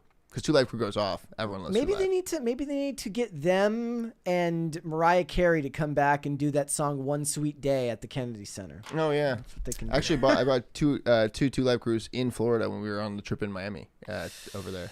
All right. Hiroshima Utaru says Burr is a textbook sellout, and he says he's whipped too. Yeah, he's whipped. There was a thread the other day after those comments where people were saying like what kept Bill Burr from becoming the reactionary comic that so many of the people in the industry have become, and pretty much everyone said that it's because of his wife. He's like, so I'm a cuck. So what? What's so we don't be a cuck? Come on, guys. That's pretty much exactly what he said. So dumb, dude. Greg Dubier says, doesn't Bill know that billionaires create jobs? No, because he's always made money for himself because he's a capitalist individualist and doesn't realize it. He's just been co-opted because he's stupid.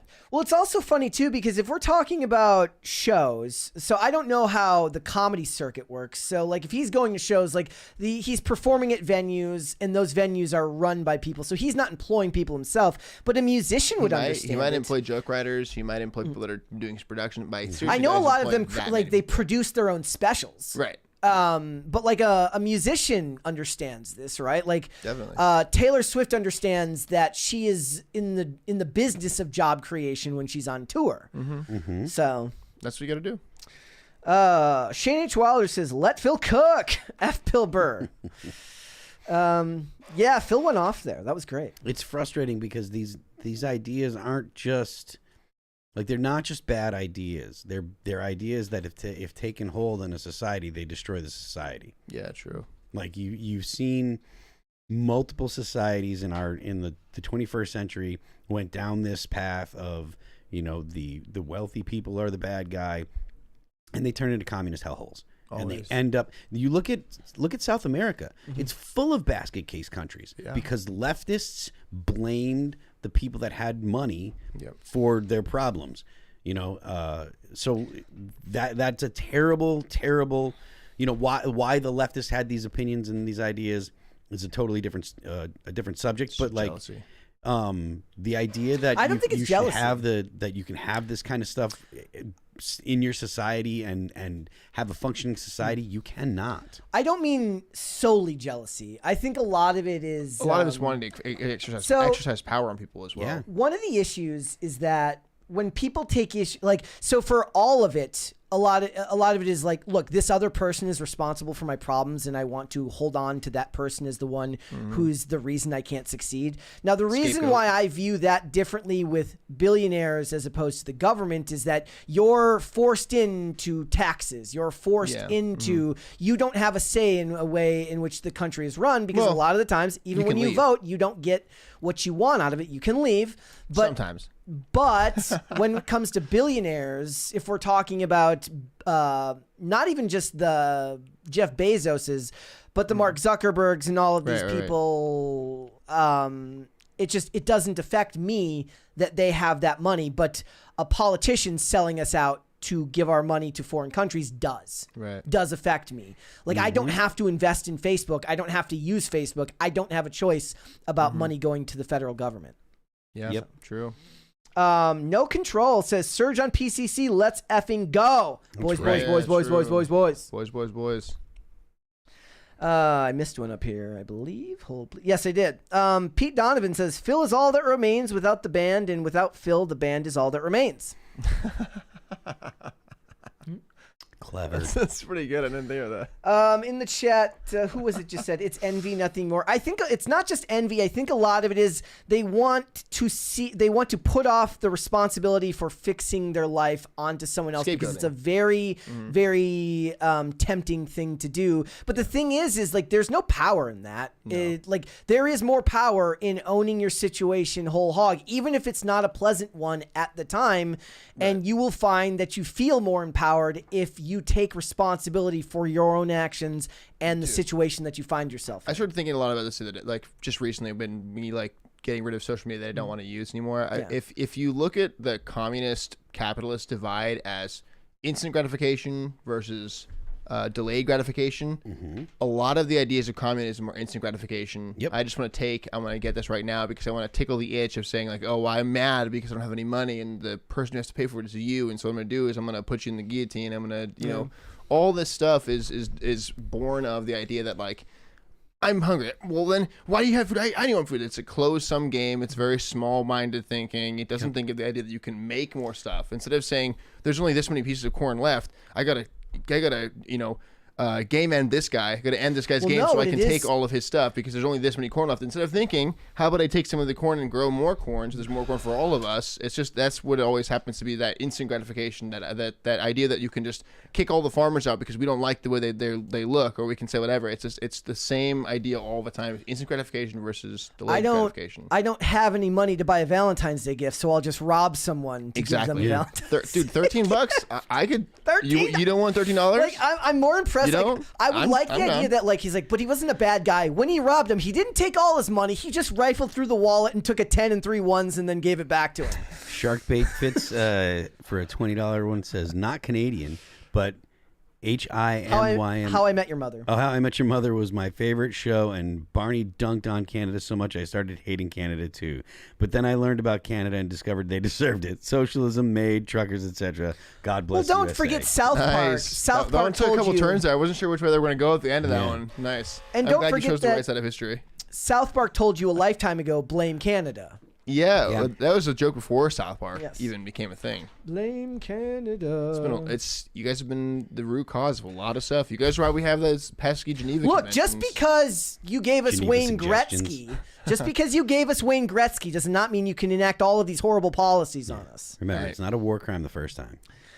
Kenneth Hart says, neat, Serge is here. Been a tough day pushing my coal chamber, big truck, through a P&W ice storm. Need this bit of cheer. What is P&W? Pacific Northwest. My parents have been talking about how they got a whole bunch of snow in Idaho in the middle of nowhere just recently. Making this winter a really good winter for me, someone who's been skiing my whole life, the best winter to break your ankle in. Isn't that great, guys? That's the way to do it. Anyway. I swear Serge got taller after he broke his ankle, too. Maybe. The Rumbling says, Ye's issues are the same as Marilyn Manson's issues when being a creative. Once his life got easier and with a little chaos, he found it harder to, with little chaos, I'm sorry, it's written. Kind of hard to write. No, I'm just a bad reader. It's one of the ongoing struggles of this job is I just suck at reading out loud. Once his life got easier with little chaos, he found it harder to write songs. Like, I can 100% buy that. Yeah, absolutely. Yeah. Watery Events says, Smile Empty Soul playing This Is War would be a great bipartisan anti-war olive branch. I mean, I don't really know. I mean, maybe we could get some actual anti-war stuff now, but Yeah. I mean, I think that's the next thing that should be coming out as far as it's like war is not good. It's no good. War is not the best thing. What is it good for? Yeah. Good God. Edwin Stark. Good track. Schrodinger's Effery says, it's illegal to be gay now. Source me. I mean, dude, don't say that, though. Because as soon as you start saying that, all these trans people are going to say, oh, I'm being persecuted. And they're going to be so much more annoying and so much more insufferable. Don't let that take root again. Because their summer's still going to come and they still could protest and start breaking stuff. Not just Philadelphia. They'll break every other city in the United States. And I don't want them to do that. Like, let's just I know it's funny and it's triggering them, but like, I just want them to just go away and stop caring about politics, because that was the world we used to live in. Being a politics nerd used to be a small niche thing. Now everyone's a politics nerd. No. We talked yesterday about like lawful good, chaotic good, lawful evil. Like would the citizens of Philadelphia, knowing that the citizens of Philadelphia are going to destroy the city whether they win or lose the Super Bowl, does that make them chaotic neutral? I think so. I think so. Yeah, the chaos is the point. They're like, if we win, good news. Yeah, we're still going to burn down the city. I don't know if anyone watches Matt and Shane's Secret Podcast, but he was talking about that. And Shane Gillis is from PA. I don't think from Philadelphia, but the other guy, I think it was Matt, is saying, why do you don't have to like always break the city. He's like, well, and that's just kind of the attitude. Is like they're gonna do it. They're gonna do it no matter what, man. It's tradition, right. I guess. Let's see here. Tacty Platty says, Serge, good luck on breakfast this weekend. Yeah, that's if you know, you know. If you know, you know. Oh, did I miss this 20 from Trish Berry? Thanks, boys, for helping make my day. I think you did. I apologize, Trish. Sorry, Trish. We did not mean to do that. Yep, and no worries.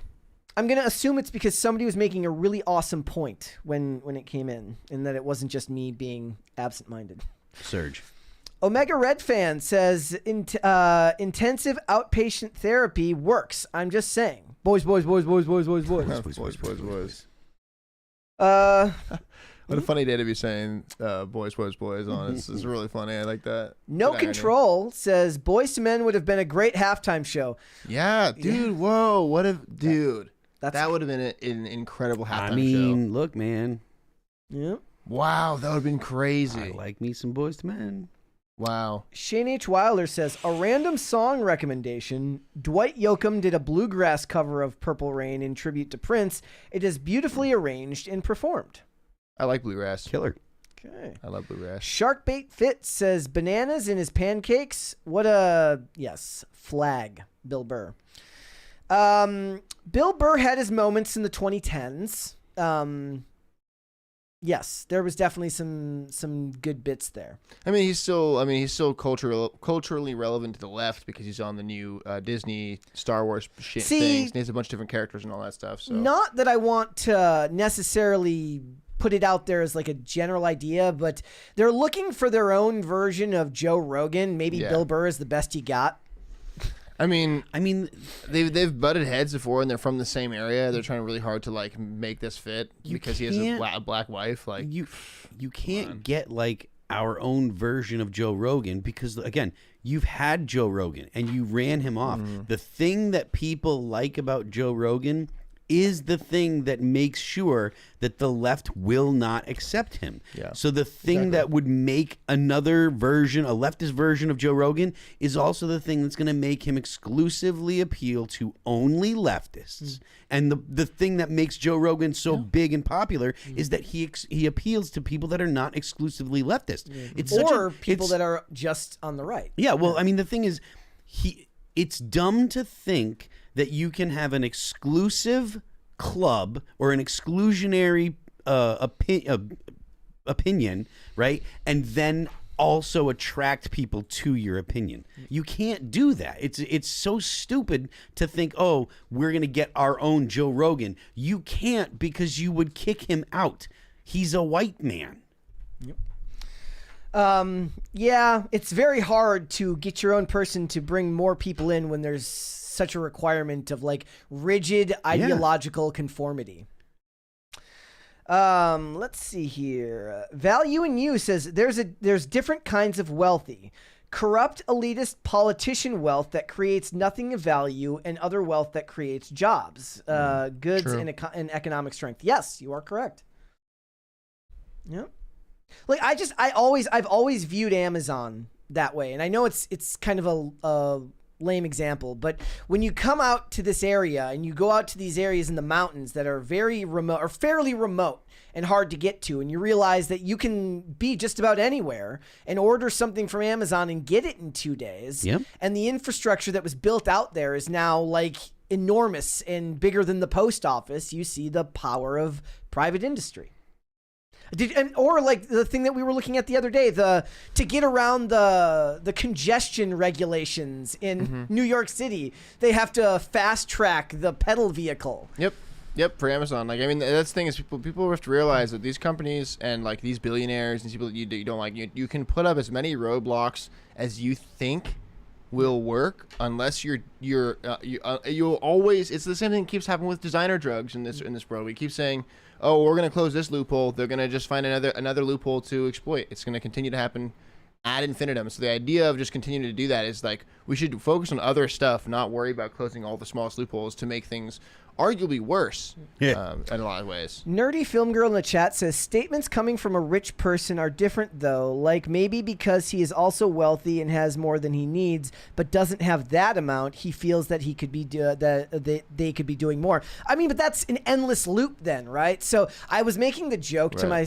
earlier where it's like somebody in the chat like right when the show started was like once I have 6-figure income, I can criticize people with 7-figure income. But if you want to criticize people with an 8-figure income, you have to have a 7-figure income. But if you have a 6-figure income, you're not allowed to criticize people with an 8-figure income. It's a never-ending cycle. It's where madness lies. I like that we're like casting our society just like India. That's nice. We're gonna ossify like this, great, and then we'll eventually collapse, right, guys? Very stupid. How does the not to turn this political, but how does the left get out of the ideological conformity that they're in right now to actually champion some type of cause again amongst like podcasters and entertainment?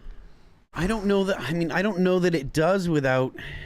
That's literally probably a question that the Democrats are asking right now and paying people millions and millions of dollars, and they're getting the wrong answers. They're getting the wrong answers because they're going to say it's about diversity and they're getting the wrong answers. So don't worry about it. It's okay. Serge, you do know about like leftist ideology and stuff. Yeah. So what is it? Because I've thought about it, and I can't think of a way for the left to get out of the purity spiral they're in. That's the problem with that's ultimately it's like the they say the feature.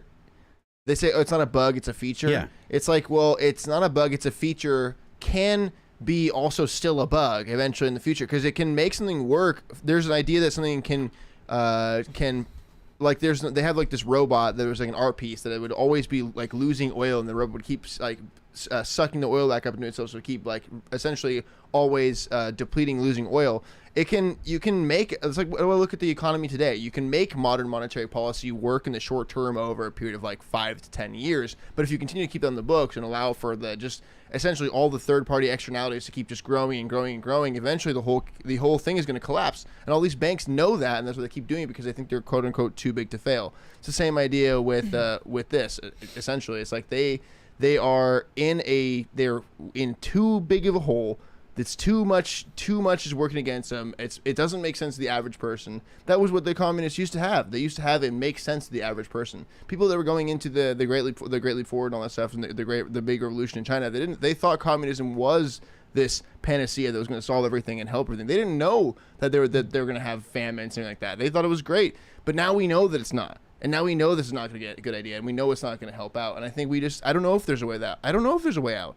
I think maybe if people are too stupid, but the more information is allowed to be freely disseminated, the harder and harder it is for them to keep this veil of it's like I was saying, like with the immigration, you can have immigration for like 3 or 4 years or like 4 or 5 years, and people aren't going to notice it because eventually the numbers are going to start to stack up. Yeah. Eventually, when you ramp it up to the rate that Joe Biden had it, it's going to become completely untenable, and it becomes obvious, and eventually becomes like a sore, and it's going to be dealt with, it's going to be fixed.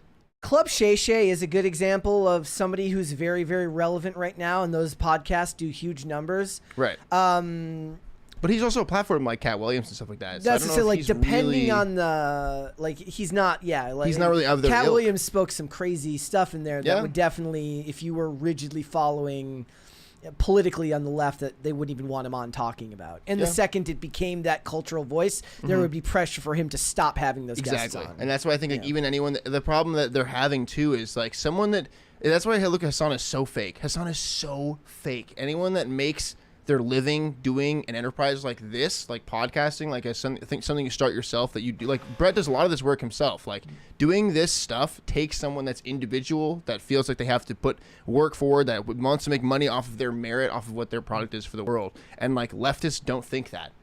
So they can make art and stuff, and they win. Oh yeah, I'm cooler than you and stuff like that. But cooler doesn't put food on the table at the end of the day. Well, that's one of the hardest parts about Hollywood, is that a big part of the argument for most of them is the artists are complaining that the art's not pure, but they don't have the money to make the art themselves. So then you're like, look, me. It's like, what do you want to do? Do you want to? They're like, oh, nobody wants to make anything but IP. I'm like, well, if they're going to give you $100 million, they're not going to risk it on something where it's just going to go and then nobody's going to watch it. I saw that the new Robert Pattinson, the Mickey 17 movie that's coming out, which is it's the dude who did what was that movie? Parasite, I believe. The director who did the foreign film Parasite, and it's abstract and weird looking. And I'm like, oh great! I mean, that's a great idea. Budget's like $120 million. Right. It's going to open to $18 million. Those days are gone. Right. Like nobody can justify, and I don't believe that an artist should be complaining about, like, look, we're only willing to give you this much money, but we want creative control over your project. You have to find a middle ground there. I think, and that does not mean that the studios don't need to learn when to shut up and let the person create. That it is incumbent on them to hire executives who at least have an understanding of the creative process so that they can collaboratively work together to put the best things forward. Right. But the problem is that there's always going to be this back and forth about, look, we want to be both subsidized and full creative control, but in the economy, in the way that the industries work now, that's just not possible. And unless you're going to go and do it on your own, nobody's stopping you from making your own short films. Nobody's stopping, or your own music. That's the thing that's stopping you. It's exactly what I'm saying. I agree with you. You're right. For those big projects like that, they should be able to invest their money fairly. That's the whole point. That's how this whole thing works. But the problem is all this regulation, all the fact that they've been extracting wealth out of us by pumping inflation for the last 2 or 3 years, the fact that we have to pay a ridiculous income taxes, the fact that when you don't even make any money in the first place, that's what's stopping me or another person from entering the record game and making my own new company. That used to not be as restrictive back in the day. Now it's restrictive. Now you can't make the money to make it happen. Now you've still you're not earning enough money to be able to your purchasing power is dramatically less than someone was 30-40 years ago. You can't make a new record label, and you can't compete with the majors. And the problem is the majors aren't gonna everything's gonna go homogenized because, like you said, they don't want to waste $100 million on nothing. It makes sense. That's why they get their, like, when an artist gets big enough now, they get their own imprint on the label to give you the idea of independence, but it's not real independence. But still, like, the thing is that people are pointing out the issue that there is a drop out of the middle class. There's no more upward mobility in class in as far as like wealth or just class in general. That's true, but the root cause of it is not because of the majors not wanting to spend more money on it. The root cause of it is from too much regulation. It's from the government's overstepping their bounds into culture and saying you can't play in this venue unless you're an employee, and then it cuts my income. It cuts whoever's a band's income entirely because they can't make any money on the venue because the venue can't pay them unless they're an employee, and they don't want to put you on their forms. And it's just regulation that doesn't need to exist. It should all just be gotten rid of. I just This is that's what the issue is. Another thing is we're talking about independent versus corporation, but another way that this is changing it's the same thing. At the root of it all, it's all the same thing. One of the things that we were going to cover today, but I think I left for Monday, was there's this article about this TikToker who got a full ride to college and just decided not to go because she's making so much money on TikTok now. She's like, look, I bought my first home. I'm doing well on my own. Now, that discussion becomes very muddled because most of the time when you have these discussions now, it's a lot of time it's younger women and it's sexualized stuff like that. But even the discussion was going on the other day. Pokimane was talking about why aren't there more big female streamers? But that's because iShowSpeed and Kai Cenat are like revolutionizing that business as far as the model of what it means to be a streamer right now. But that's because they're reinvesting their own money into this and creating unique stuff. Yeah. And to do that without a corporation, corporation, without a business, is a risk. Like, we do this show 5 days a week, but we do it for a company, which allows me the ability to know that I'm going to have a set amount of money at the end of every week. But there's a lot of other creators, a big part of YouTube. The reason why so many YouTubers end up growing an audience that really, really resonates with them is they have to take that risk to do that on their own, either while having a day job or they go all in on the content they're creating, and people have a certain level of respect for that. You can't expect somebody to subsidize your creation and not have some say in it. 100%. Yep.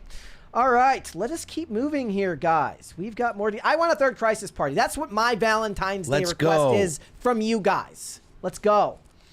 No Control says Thunder Rolls was awesome. Any other All That Remains covers in the works? How about A Country Boy Can Survive? No. We won't do that song there, but there's talk of other things, so we'll see. I like how rapid that was. That was funny. What would be a good country song? Just a quick note. I have a great one already lined up. In your you're not gonna spill the beans here? Absolutely not. Not? Okay. Chat, let us know, what is a country song you would like to see covered. Pete Donovan says, Serge, what up? What's up, Pete Donovan? Yep. How you doing, man? Hope you're well. All right. Sharkbait Fit says, not related, but are any of you boys on IRL tonight? I'm on IRL every night. Yep. Literally all three of us tonight. Yeah. Oh, Brett's on tonight as well. Brett's on tonight, so yeah. There Yeah, you it's go. Fridays. Yeah. Fridays. All right. Alexei Maximovich Peshkov says, anarcho-capitalism has rotted your people's brains. None of us are anarcho-capitalists. Anarcho-capitalism is a joke. It doesn't exist. It's impossible to maintain in a long period of time. It's only existed in history a couple times, and it only exists when you have there is no state, and that's completely, it's just the wilderness. It's just nature's narco-capitalism. It's as realistic as true communism. These things doesn't don't exist. These things don't exist. It's so far on the polars it cannot sustain itself. It's like it can exist for a short period of time in a very specific context, but it will fragment. It will fall apart. It cannot be maintained. It cannot be sustained. The power vacuum. It's too huge. It's too much too great. The power vacuum allows for someone with the initiative and with the desire to come in and push other people around. Better they come in and start a company instead. Yeah. And I mean, unless you're in a really like the Middle Ages, maybe like on like the steppes of Eastern China, or in Western China, and like you have a lot of horses and really tough culture. I don't think you're really going to do anything to take over the world. Like it's got to be if you're a really specific guy, it's not going to happen. All right. Red Snow says, gotta get a new furnace, so just one chat today. Well, thank you. Yes, you had to stay warm. Yeah, stay warm. Pete Donovan says, here is a show idea for Tim. A parody of DuckTales, but about a group of roosters called Cocktails. I've been thinking about getting a little drum set, the small little 2 floor toms, and then a little crash here. Just go with some longer drumsticks on the show, because we get a lot of those jokes. Or a Wayne's World. Thanks. I like to play. Tacty Platty says, for you, Brett, have a good time next week. You will be missed, but looking forward to more Serge. Phil, did you see the USS Truman struck a shipping vessel on the Suez Canal? Superficial damage only. I did. That is terrifying and also unsurprising. Yeah. Supposedly the weather is going to be really crappy in the Midwest next week, but it should be fine. It'll be great. I'm looking forward to it. All right. JD says, AK and Scrap Romanation on tonight. Woo! That's correct. I'm excited to see Scrap and Anthony again. Tome, if you're watching. Hold on. A bunch came through here. All right. Miss Ray says, Fancy would be a fantastic cover. Here's your one chance, Fancy. Don't stop me now. You could clip that and make a track with it if you know what you're doing. You could definitely clip that audio. But I don't think anyone knows what they're doing. We got a 20 here from Pat the Plumber. Brett Dasovic is still my hero, even though Serge is making a good run at the title. Oh, I'm not a hero. We'll fight at Creator Clash next year. There goes my hero. that still a thing? Is creator class still a thing? I don't know. I mean, I want it to be a thing, so I want to see Hassan and the Candyman. I'm still gonna keep holding on for that one day. That's never happening. I know it'll never happen, but hey, you have to keep the lore alive. Otherwise, Hassan travels with security, doesn't he? No. Yeah, because he's a champagne socialist. He just wants everyone else to die so he can keep making money off it.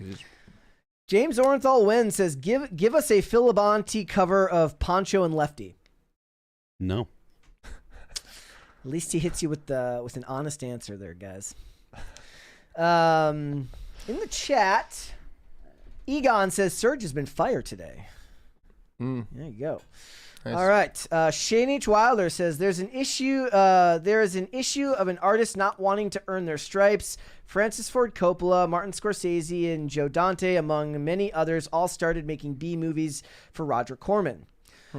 Yeah, and a lot of times now the thing is like directors are cast for big budget films because they have the right identity markers or politics. At least that was very big in the 2020s, early 2020s.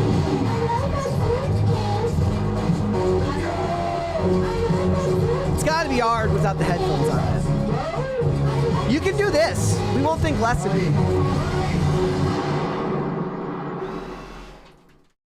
Wow. All right. I want to see more. Like, one of the things that I like is, like, there's so many television directors that I really like that are just never going to be movie directors that I would love to see given the opportunity to do big budget movies, but it's just never going to happen.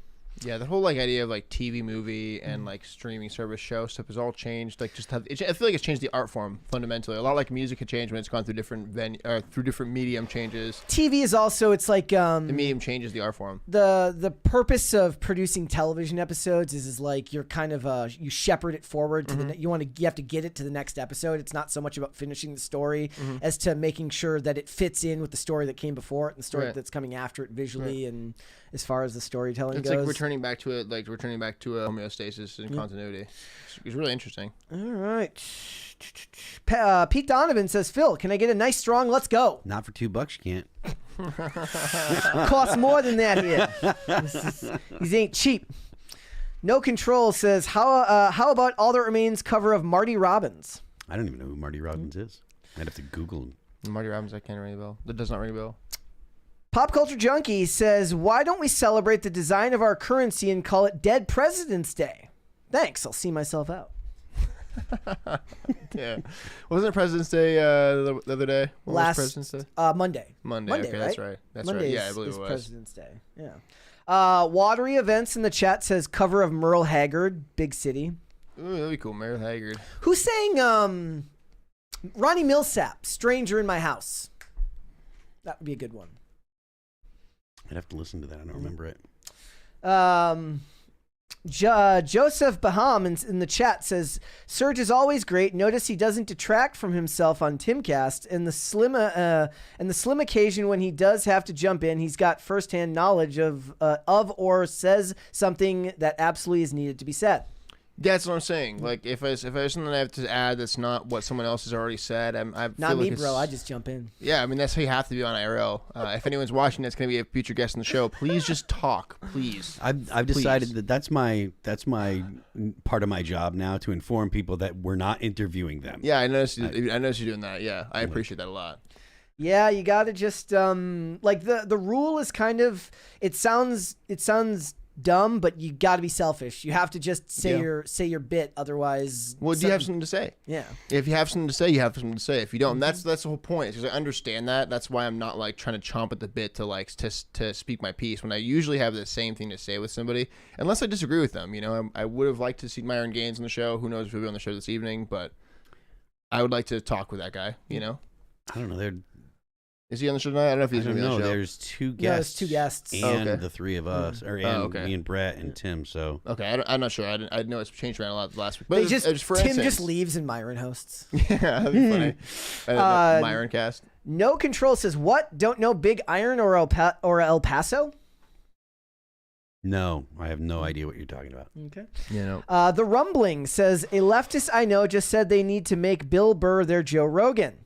So they are so dumb. Sadly, he was an intelligence analyst in the military. Well, look, I at the very least, I I at least understand where the idea would come from. It may not pass first level of scrutiny, but it kind of makes sense. He's speaking to their ideas. But like I said, having an open mind is kind of part and parcel to what you want from a person like Joe Rogan, and you're not allowed to have an open mind once you reach a certain it's direction ideologically opposed, and that's something that the left is ideologically opposed to.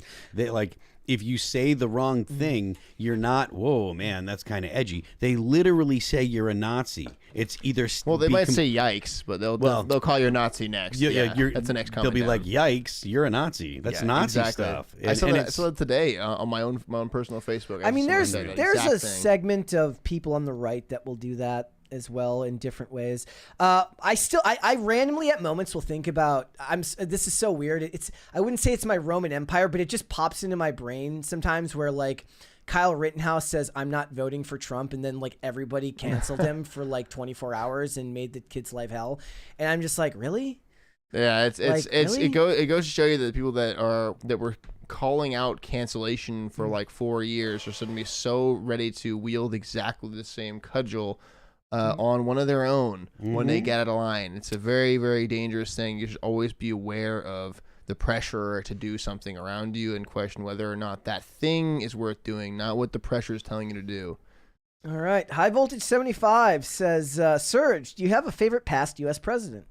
Yeah, people kind of get me wrong on this one because they think that I might be coming from a purely right-wing standpoint. It's Ronald Reagan. Serge loves Ronald Reagan. It's not. I think Ronald Reagan was the worst president in American history, in my opinion. You can say whatever you will, but the fact that we're dealing with his policies now is why I say that. But probably my favorite is Teddy Roosevelt because he was a progressive with good reason, and he actually lived his life. He realized that he kind of had the Aurelius approach where, like, if you actually go and live life, and you experience things, you become a better ruler, and you're better able to like make decisions for people because you have experience with it. And if you have experience with it, then you're not making a totally. You can know that you can kind of feel if you're making a stupid decision or not. Yeah. All right. Roosevelt, Teddy Roosevelt, not Franklin Delano, Teddy Roosevelt.